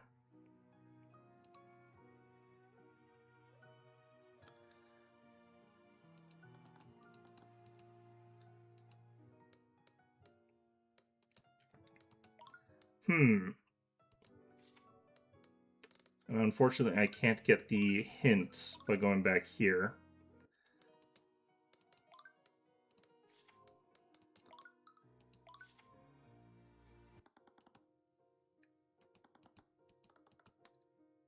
Got a plan for what's after Persona? Well, I don't have any particular plan. This Wednesday, I'm going to be leveling up my new class in Darktide, so we'll be doing that. And then on Saturday, I'm going to be playing Apollo Justice. That's going to be what I do on Saturday. Yeah, I'm not too sure what long-term thing I'm going to be doing after that, because I'm going to eventually play Expedition 33. The problem is that I kind of don't want to right now. It's too much to go in from one big major JRPG into another one like that. So we'll see.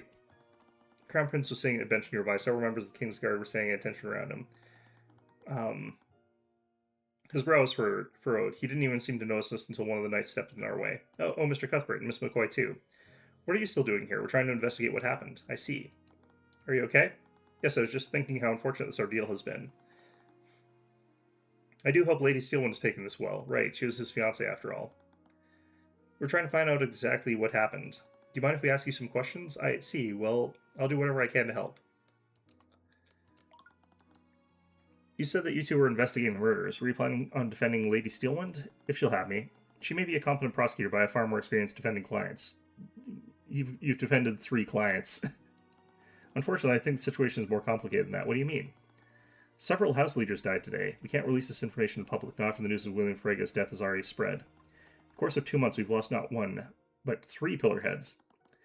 But the trial has to happen soon, or else the magical traces left will disappear. From what I've heard, we will be holding a trial, but will be handled privately and internally. And I'm sorry to say that you won't be permitted to serve in such a trial. Will you be able to pull some strings for us, Aster? I'm sorry, I'd like nothing more than to give you the opportunity to represent her, but I clearly have personal attachment to this case. If I tried to tip the trial in her favor, it would only harm her chances. Even if I can't directly defend her. You can see you wanting to break it up? Yeah, a little bit. If I can't directly defend her, we can still investigate the crimes on her behalf. Yes, I would really appreciate that. If new evidence is found, perhaps you can exonerate Miss Steelwind of the charges against her. After everything that happened, I really need to know, why are so many nobles gathered in one place anyways? All 4 of the pillar families were present. I understand if you don't want to tell me, but this information could be vital in figuring out what really happened. Oh, he did die. Okay. The truth is that we all gathered to mourn the death of my father, King Olivier de Wivengard. Yeah, there were some things that were making it seem like it was either that or it was a wedding. Nobody seems too broken up over the fact that the king died. Wait, the king is dead? Yes, we want to avoid releasing this information to the public so close to the death of William Frege. My father has been ill for quite some time, so we were prepared for this. Or at least I thought I was. I also lost my mother when I was quite young, but it's still a little hard to take in. I'm sorry, you have my condolences. Thank you. But King Olivier is gone. That would make you... Yes, you currently stand before King Aster de Wierengard, the ruler of our kingdom. Words came out hollow. It sounded like he was mourning more than just his late father. No wonder so many nobles were gathered here. Saya, they came under the guise of paying their respects, so I'm sure they just wanted to get close to the new king. Ironically, I think only House Frege came to genuinely give their condolences.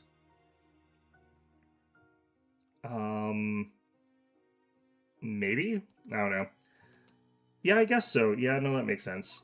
Speaking of the Freges, I think you need to know. I saw Beatrice before I was knocked out. I think she may have been the one who killed Pierce.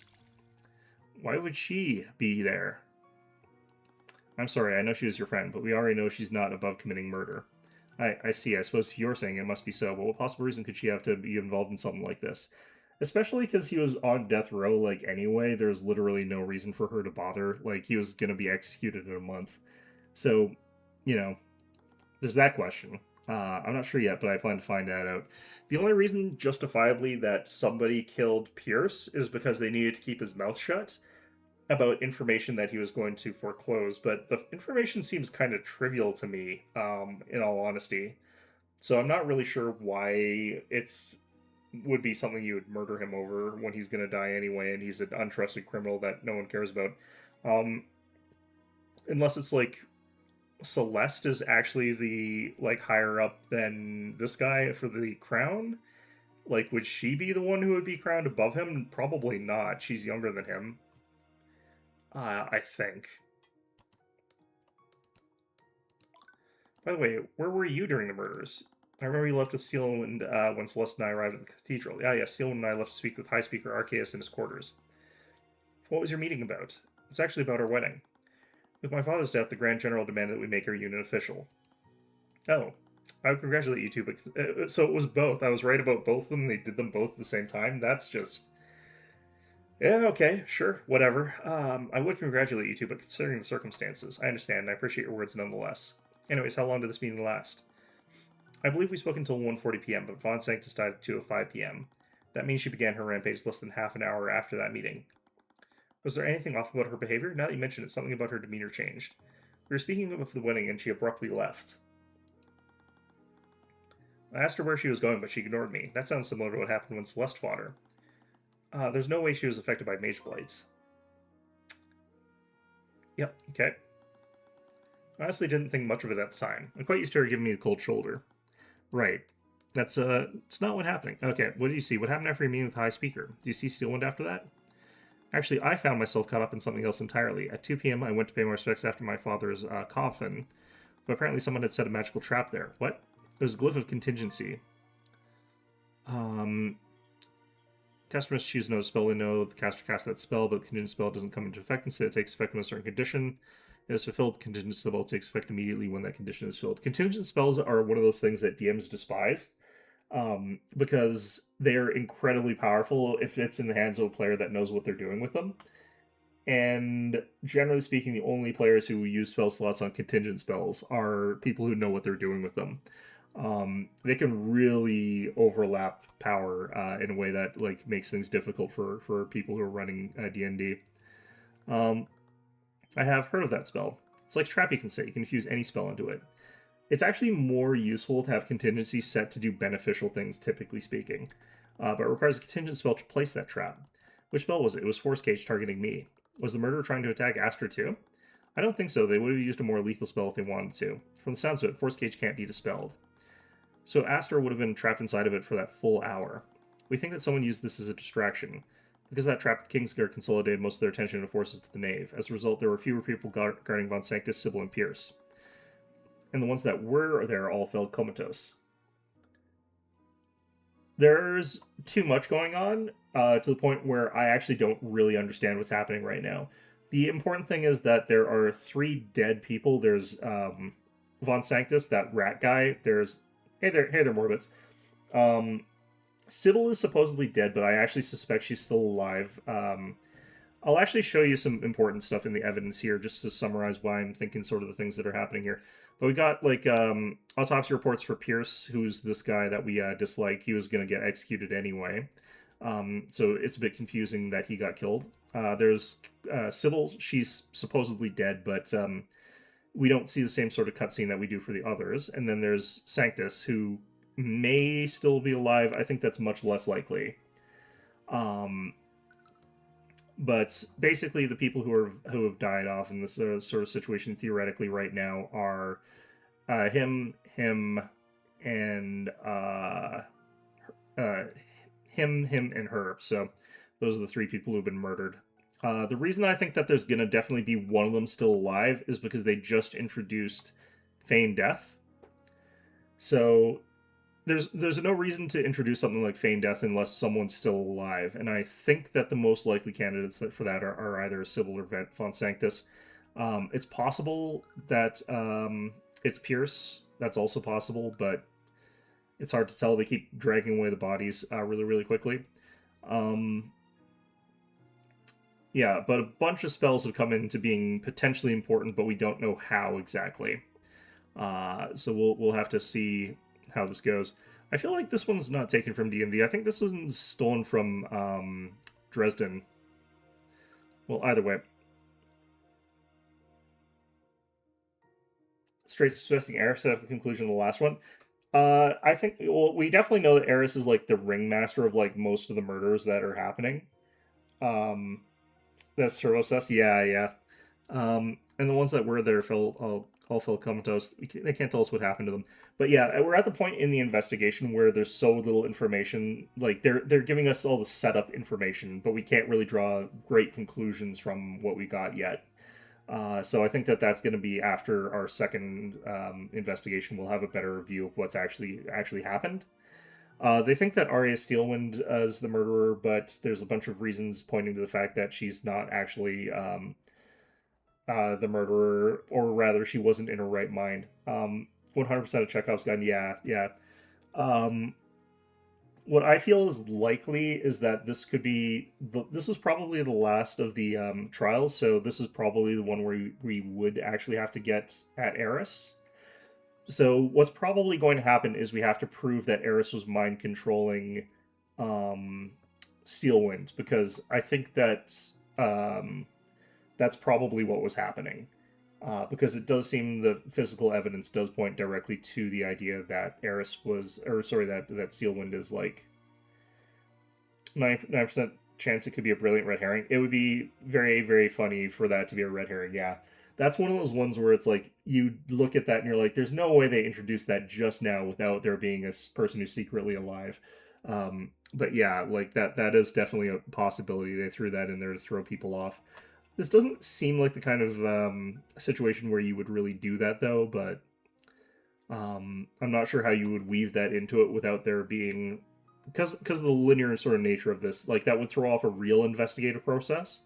But yeah, Eris knew how to break me. Yeah, no, yeah, she's definitely in the end game sort of mode here. But yeah, my guess is that what we're going to find out is that like Arya Steelwind was being mind controlled by Eris, because she did actually commit all the murders, in a sort of sense there. But we'll have the ability to prove that she was actually being directly controlled by Eris, and that we can then throw the blame onto her. Is my guess. One of the things that's kind of interesting here, I don't think I've got Steelwind's spellbook. We got Beatrice's spell compendium, we got Pierce's, we got Sybil's, and we got Von Sanctus's. We don't have Steelwind's spellbook, even though she's the theoretical whatever. It doesn't matter.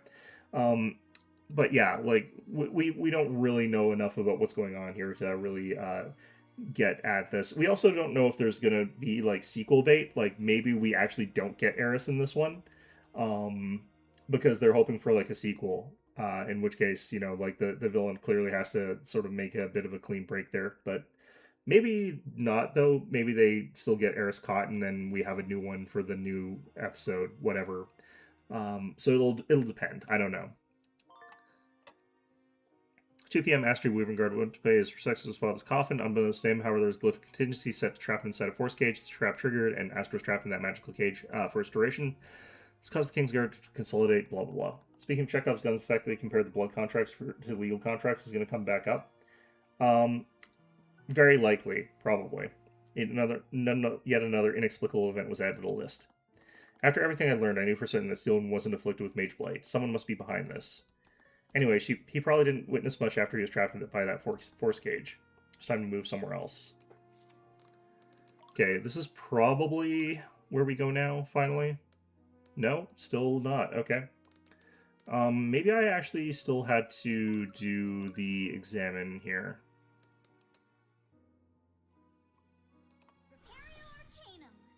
Okay, where am I going to now then? Really got me going back and forth on this one at this point in time. Is there someone new over here? Nope.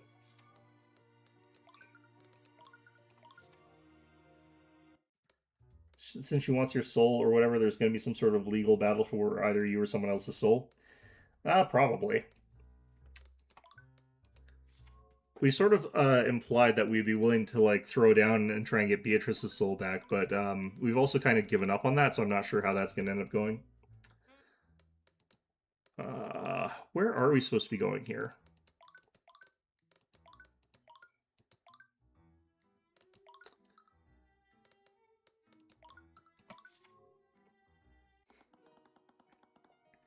She attacked a member of the royal family and killed several nobles.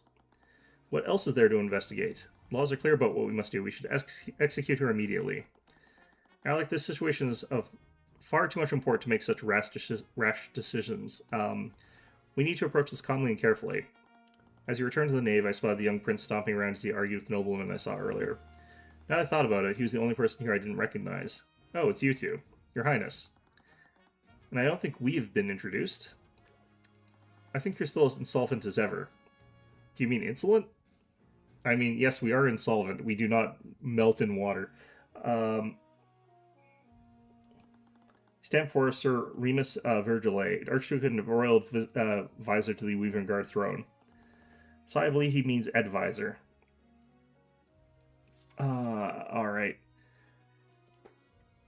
I mean, there's also the potential that we could do a devil's wagery kind of thing where it's like we try to wrest Beatrice's soul from the from Eris in a sort of way where she's forced to concede the loss of that without us actually having to directly dispute the contract. We could have a separate contract which says that that one gets nullified if we win. There's that possibility.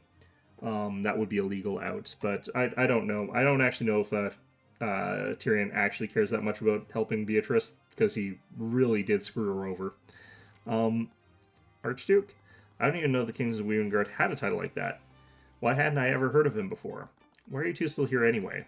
I thought the cathedral was closed for the investigation. We're investigating what happened on behalf of Prosecutor Steelwind.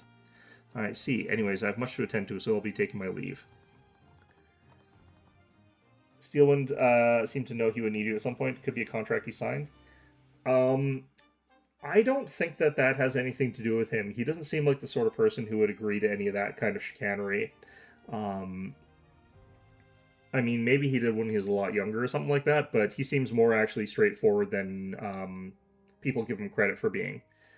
Well, actually, no. People don't ever blame him of being indirect about anything. They always blame him of just being very direct and to the point, um, which he is. But actually, since we have here, we'd like to ask you some questions, both of you. You should know your place, knave. Yeah, getting Beatrice back would put a nice bow on his legal record.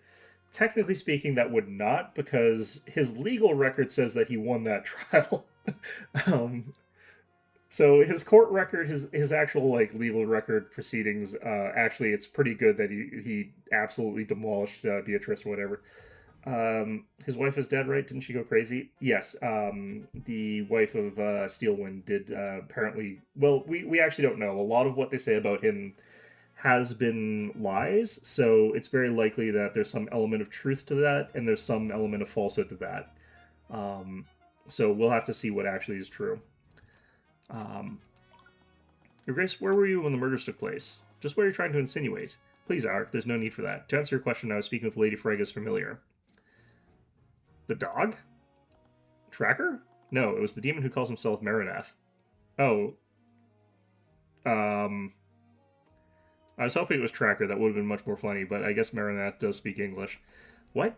He was actually the one who sent for me. Could be familial, considering Eris owned that one guy's whole bloodline. That's true. She did own that entire bloodline. So that could be correct.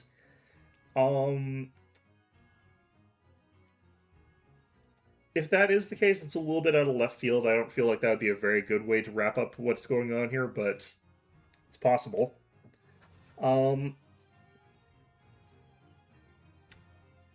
According to him, he had some information that was of great import to me.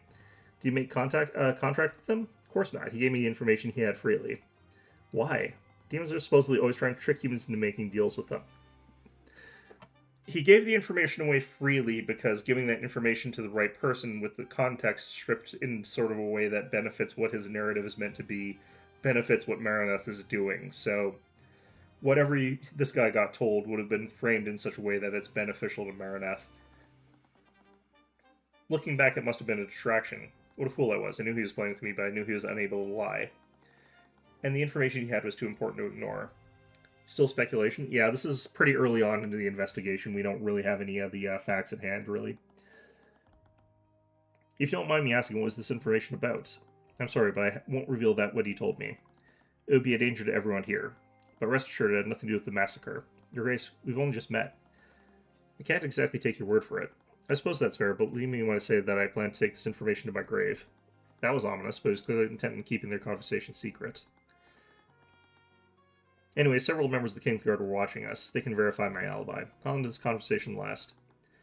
We're out to speak with him at 1:50 p.m. and didn't leave until 3:10 p.m. So, yeah, it definitely seems like he was being pulled away from where he'd be useful.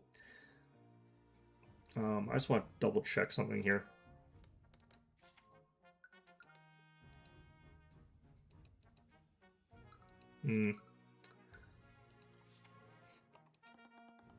But why would Marineth go to the trouble of distracting him in the first place?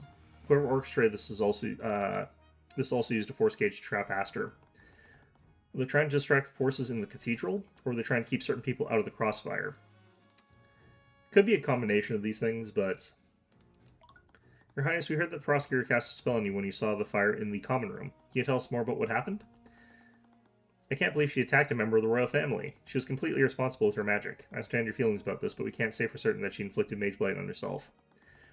We don't even know if it was actually her. I saw her with my own eyes. Plenty of other people did too. Either way, where did this happen? It was on the path outside the common room. I saw smoke coming from the building. I saw Steelwind walking away from it. So this must have been after she murdered Von Sanctus. Technically, it is during the time where Von Sanctus is probably being murdered, because the evidence shows that he was probably in a force box and is asphyxiated because the force box was in a fire where the fire was consuming all the oxygen. I have a feeling I already know the answer, but was she behaving erratically? No, she was very deliberately cast a spell on me. which once again implies that Mage Blight wasn't behind this. Do you know which spell she cast on you? I'm not sure. I've never been affected by a spell like that before. For the magical traces on him, we know that was a transmutation spell. Okay. Spells, transmutation.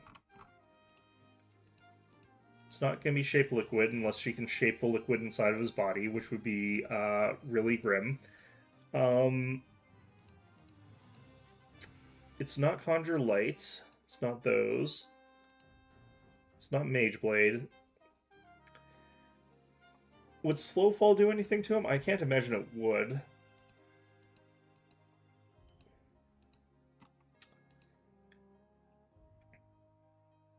Did she Stone Skin him?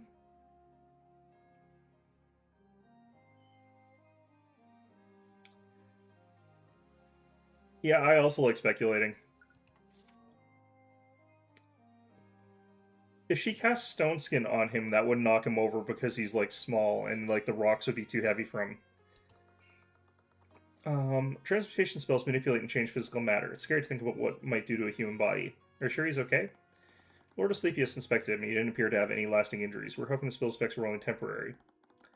Can you describe what you felt while you were affected by it? That might help us identify which spell it was. Well, I was extremely dazed. My ears were ringing. My vision was also partially blurred, as if my mind was in some sort of fog. Whenever I tried to speak, I couldn't even form words with my mouth. I could only make grunting sounds. I couldn't walk either, so I had to crawl on the floor. I'm sorry you had to go through that. That must have been traumatic. That's a lot of spells? Yes. What kind of transmutation spell would do that to him? It had to be something that affected his senses. Okay, so, like, my working theory currently is that he was probably affected by the Stone Skin. That's the only thing in the list that feels like that could actually have done that, but at the same time, I don't think that it necessarily was. We might learn a new spell later on down the line there. Was there anything off about her demeanor? I only saw her for a moment, but she was definitely different than usual. She was completely emotionless. Yeah, that's exactly what she was like when I fought her too. She was like an arcane construct. Her movements were almost robotic. Wait, are there any arcane constructs on the cathedral grounds?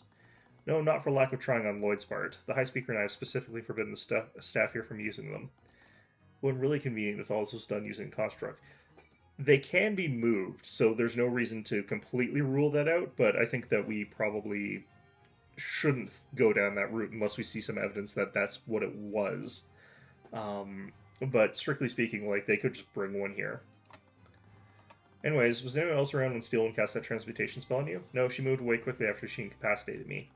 And even if someone was around, I don't think I could have seen them anyways.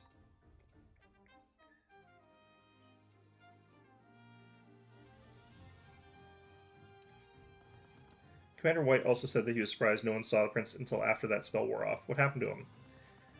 That covers Alaric's account of what happened, and we even got the Archduke's statement too, but there's still one last person we need to speak to. Arya. She and Beatrice supposedly have no memories of what happened. If it were only Beatrice saying that, I'd probably doubt it. But if Steelwind also doesn't have any memories, it becomes a lot more credible. She definitely has the missing piece that we need to put this together. Are you going to the dungeon to speak with her? I am. Wonderful. I'll be accompanying you. Okay, sure. What? As the royal advisor, I have a vested interest in that investigation. While I trust Lucio to leave no stone unturned, I hear you have quite the talent for seeing what the crown cannot. Alright, well, off to the dungeons, but it is 2 o'clock now, so we are going to call it here. This will be what we'll start off with on next week.